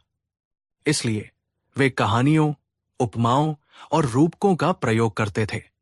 उनकी कहानियां इतनी सरल होती थी कि एक किसान भी समझ ले, और इतनी गहरी होती थी कि बड़े बड़े विद्वान भी उन पर चिंतन करने को मजबूर हो जाएं। याद कीजिए जहर वाले तीर की कहानी। एक व्यक्ति को जहरीला तीर लगा था। उसके परिवार वाले वैद्य को बुलाने दौड़े, लेकिन उस व्यक्ति ने कहा, रुको, पहले मुझे ये बताओ कि तीर किसने चलाया? वो किस जाति का था? उसका नाम क्या था? तीर किस लकड़ी का बना था? जहर कौन सा था? जब तक इन सवालों के जवाब मिलते, उस व्यक्ति की मृत्यु हो जाती। बुद्ध ने इस कहानी के माध्यम से समझाया कि जीवन में असली सवाल ये नहीं है कि दुनिया किसने बनाई, ईश्वर है या नहीं, मरने के बाद क्या होता है। ये सब व्यर्थ के सवाल है। असली सवाल ये है, मैं दुखी हूं। इस दुख का कारण क्या है और इससे कैसे मुक्त हुआ जा सकता है? एक छोटी सी कहानी ने दर्शन शास्त्र की बड़ी बड़ी किताबों से ज्यादा गहरी बात कह दी। आज के दौर में चाहे आप एक टीचर हो, एक मैनेजर हो, एक यूट्यूबर हो या एक माता पिता, अगर आप अपनी बात को यादगार बनाना चाहते हैं, तो डेटा, फैक्ट्स और आंकड़ों के साथ साथ कहानियों का प्रयोग करें। कहानियां सीधे हमारे भावनात्मक मस्तिष्क, इमोशनल ब्रेन से जुड़ती है। लोग आपके दिए गए आंकड़े भूल सकते हैं, लेकिन वे ये कभी नहीं भूलेंगे कि आपकी कहानी ने उन्हें कैसा महसूस कराया। एक अच्छी कहानी जटिल विचारों को सरल बना देती है, बोरिंग विषय को रोचक बना देती है और सुनने वाले को आपके संदेश का हिस्सा बना लेती है। क्या आपको कोई ऐसी कहानी या उदाहरण याद है जिसने आपकी जिंदगी को देखने का नजरिया बदल दिया हो? अगर हाँ, तो कमेंट में उस कहानी का जिक्र करें और लिखें, कहानी में शक्ति है। अगर आप भी कहानियों की इस शक्ति में विश्वास करते हैं, तो इस वीडियो को अपने दोस्तों और परिवार के साथ शेयर करें। शायद ये कहानी किसी और के जीवन को भी रोशन कर दे। चौथा सूत्र, मौन का सही उपयोग। अभी आपने जो अनुभव किया वो था मौन। बुद्ध की वाणी में शब्दों के साथ साथ मौन का भी बराबर का महत्व था। वे जानते थे कि कब बोलना है, और उससे भी ज्यादा महत्वपूर्ण, वे जानते थे कि कब चुप रहना है। उनकी चुप्पी खाली नहीं होती थी, वो अर्थपूर्ण होती थी। जब वे कोई गहरी बात कहते तो उसके बाद कुछ पल के लिए मौन हो जाते। ये मौन श्रोताओं को उनके शब्दों पर विचार करने, उन्हें अपने भीतर उतरने का समय देता था। आज के वक्ता लगातार बोलते रहते हैं। उन्हें डर लगता है कि अगर वे चुप हुए तो दर्शक बोर हो जाएंगे। लेकिन बुद्ध सिखाते हैं कि सही जगह पर इस्तेमाल किया गया मौन आपके शब्दों को कई गुना ज्यादा शक्तिशाली बना सकता है। एक बार एक व्यक्ति ने बुद्ध से आत्मा और ईश्वर के बारे में 14 गहन आध्यात्मिक प्रश्न पूछे। बुद्ध चुप रहे, उन्होंने कोई उत्तर नहीं दिया। बाद में उनके शिष्य आनंद ने पूछा, भगवन, आपने उत्तर क्यों नहीं दिया? क्या आप नहीं जानते थे? बुद्ध ने कहा, आनंद, ये प्रश्न केवल बौद्धिक जिज्ञासा है। इनका उत्तर जानने से उसके दुख कम नहीं होंगे। वो शब्दों के जाल में और उलझ जाएगा। कभी कभी सबसे अच्छा उत्तर मौन होता है। अपनी बातचीत में, अपनी प्रेजेंटेशन में, अपनी स्पीच में ठहराव, पॉज का प्रयोग करें। एक महत्वपूर्ण बिंदु कहने के बाद रुकें। एक सवाल पूछने के बाद रुकें। जब आप रुकते हैं तो आप लोगों का ध्यान खींचते हैं। आप उन्हें सोचने का मौका देते हैं। आपका आत्मविश्वास झलकता है। याद रखें, जो लगातार बोलता है लोग उसे सुनना बंद कर देते हैं, लेकिन जो सोच समझ कर ठहराव के साथ बोलता है उसके हर शब्द का वजन होता है। क्या आप अपनी बातचीत में मौन या ठहराव का उपयोग करने से घबराते हैं? क्या आपको हर खाली जगह को शब्दों से भरने की आदत है? कमेंट में प्रण लें, मैं मौन की शक्ति को अपनाऊंगा। पांचवा सूत्र, सही समय और सही व्यक्ति। बुद्ध एक कुशल माली की तरह थे। वे जानते थे कि कौन सा बीज किस मिट्टी में, किस मौसम में बोना है। वे हर किसी को एक ही उपदेश नहीं देते थे। वे पहले व्यक्ति के मन की स्थिति, उसकी समझ के स्तर और उसकी जरूरतों को समझते थे, और फिर उसके अनुसार अपनी बात कहते थे। एक अहंकारी विद्वान के लिए उनके शब्द अलग होते थे और एक दुखी किसान के लिए अलग। एक राजा को वे राजधर्म का उपदेश देते और एक भिक्षु को वैराग्य का। ये उनकी सबसे बड़ी कला थी, अपने श्रोता को पढ़ना। वे जानते थे कि अगर बीज को पत्थर पर फेंक दिया जाए तो वो व्यर्थ हो जाएगा। उपदेश तभी काम करता है जब सुनने वाला उसे ग्रहण करने के लिए तैयार हो। इसीलिए किसा गौतमी को उन्होंने सीधे सीधे नहीं समझाया। वे जानते थे कि उस समय वो दुख में इतनी डूबी हुई थी कि कोई भी दर्शन उसके लिए व्यर्थ था। उन्होंने उसे एक ऐसा रास्ता दिखाया जिससे वो खुद चलकर सत्य तक पहुंच सके। आज हम ये गलती अक्सर करते हैं। हम अपनी बात हर किसी पर थोपना चाहते हैं, बिना ये सोचे कि क्या सामने वाला उसे सुनने की स्थिति में है। एक बच्चा जो खेलने के मूड में है, उसे पढ़ाई का लेक्चर देना व्यर्थ है। एक कर्मचारी जो अपनी निजी समस्या से परेशान है, उसे कंपनी के टारगेट समझाना अप्रभावी है। एक दोस्त जो बस अपना दिल हल्का करना चाहता है, उसे तुरंत समाधान देना गलत है। एक महान वक्ता बनने के लिए आपको एक मनोवैज्ञानिक भी बनना होगा। अपने श्रोता की बॉडी लैंग्वेज को पढ़ें, उसकी भावनाओं को समझें और फिर वही कहें जो उसके लिए उस क्षण में सबसे ज्यादा उपयोगी हो। अपनी बात को नहीं, अपने श्रोता को प्राथमिकता दें। क्या कभी आपके साथ ऐसा हुआ है कि आपने सही बात गलत समय पर कह दी और उसका उल्टा असर हो गया? यह हम सबके साथ होता है। कमेंट में लिखें, मैं सही समय पर सही बात कहना सीखूंगी।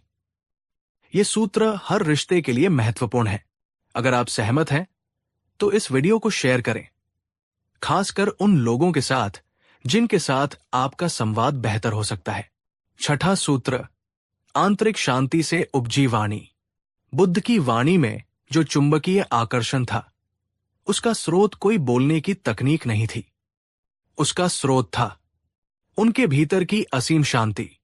वे क्रोध, भय, अहंकार या किसी को प्रभावित करने की इच्छा से नहीं बोलते थे।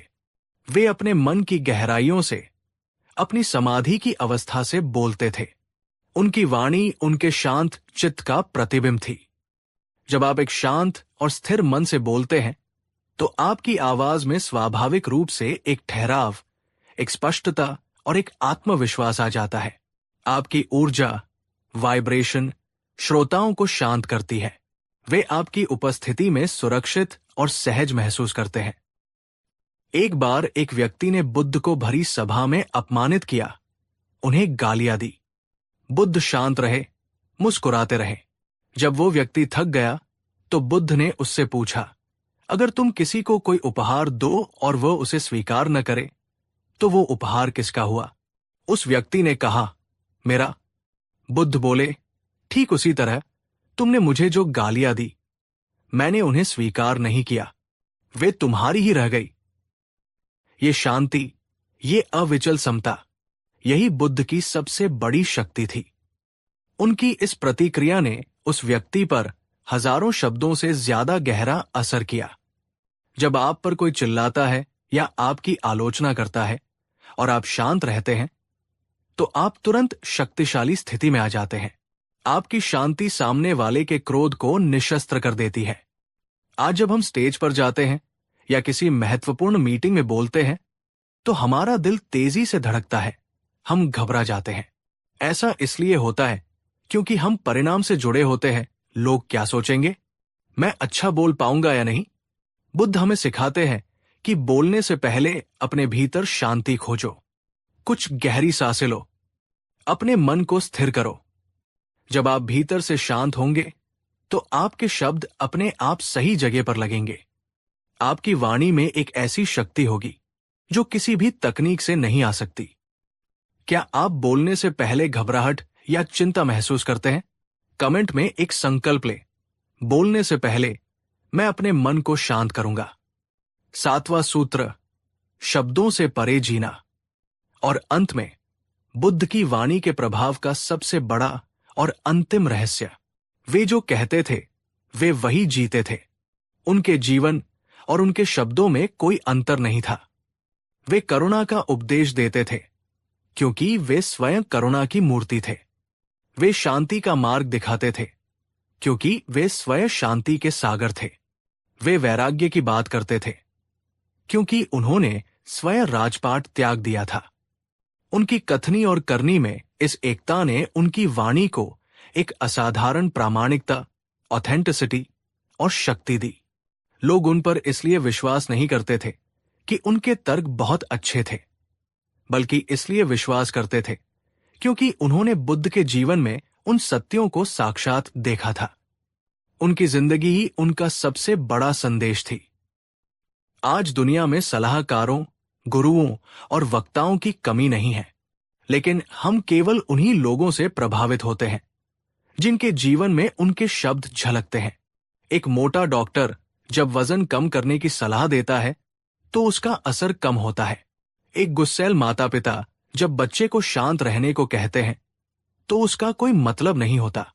यदि आप चाहते हैं कि आपके शब्दों में वजन हो, कि लोग आपकी बात सुने और उस पर अमल करें, तो पहले उन सिद्धांतों को अपने जीवन में उतारें। अपने चरित्र को अपनी सबसे बड़ी स्पीच बनाएं। अपने आचरण को अपना सबसे बड़ा तर्क बनाएं। जब आपके शब्द आपके जीवन के अनुभव से निकलते हैं, तो उनमें एक ऐसी सच्चाई और एक ऐसी ऊर्जा होती है जो किसी को भी प्रेरित कर सकती है। क्या आपके जीवन में कोई ऐसा सिद्धांत है जिसे आप मानते तो हैं, लेकिन अपने आचरण में पूरी तरह से नहीं उतार पाए हैं? ये आत्मचिंतन का समय है। कमेंट में लिखें, मेरे शब्द मेरे जीवन का प्रतिबिंब बनेंगे। तो ये थे गौतम बुद्ध की बोलने की कला के 7 सूत्र। करुणामय सत्य बोलना, बोलने से पहले गहराई से सुनना, कहानियों और उपमाओं का प्रयोग करना, मौन की शक्ति को समझना, सही समय और सही व्यक्ति को पहचानना, आंतरिक शांति से बोलना, और जो कहना वही जीना। ये केवल बोलने की तकनीकें नहीं हैं, ये जीवन जीने के सिद्धांत हैं। बुद्ध हमें सिखाते हैं कि एक आकर्षक वक्ता बनने का रास्ता बाहर नहीं, भीतर से शुरू होता है। ये आवाज के उतार चढ़ाव या सही शब्दों के चयन से कहीं ज्यादा अपने मन को साधने और अपने चरित्र को निखारने की यात्रा है। जब आप इन सूत्रों को अपने जीवन में उतारेंगे, तो आप पाएंगे कि लोग न केवल आपकी बात सुन रहे हैं, बल्कि वे आपसे जुड़ रहे हैं, आप पर विश्वास कर रहे हैं और आपसे प्रेरित हो रहे हैं। आपकी वाणी में एक मरहम जैसी शक्ति आ जाएगी जो टूटे दिलों को जोड़ सके, निराशा में आशा जगा सके और भटके हुए को राह दिखा सके। तो आज आपसे हमारा अंतिम सवाल है, इन 7 सूत्रों में से कौन सा सूत्र आप आज से ही अपने जीवन में अपनाने का संकल्प लेते हैं? नीचे कमेंट सेक्शन में हमें जरूर बताएं। हम आपके हर कमेंट को पढ़ते हैं और आपके विचारों से हमें भी प्रेरणा मिलती है। अगर इस वीडियो ने आपके दिल को छुआ है, तो इसे एक लाइक जरूर दें। इस ज्ञान को अपने तक सीमित न रखें, इसे अपने प्रियजनों के साथ शेयर करें, क्योंकि संवाद की ये कला हर रिश्ते को सुंदर बना सकती है। और भविष्य में ऐसी ही गहरी और जीवन बदलने वाली यात्राओं का हिस्सा बनने के लिए हमारे चैनल को सब्सक्राइब करना न भूलें। आपका हृदय से आभार। फिर मिलेंगे एक नए ज्ञान के साथ, एक नई खोज के साथ।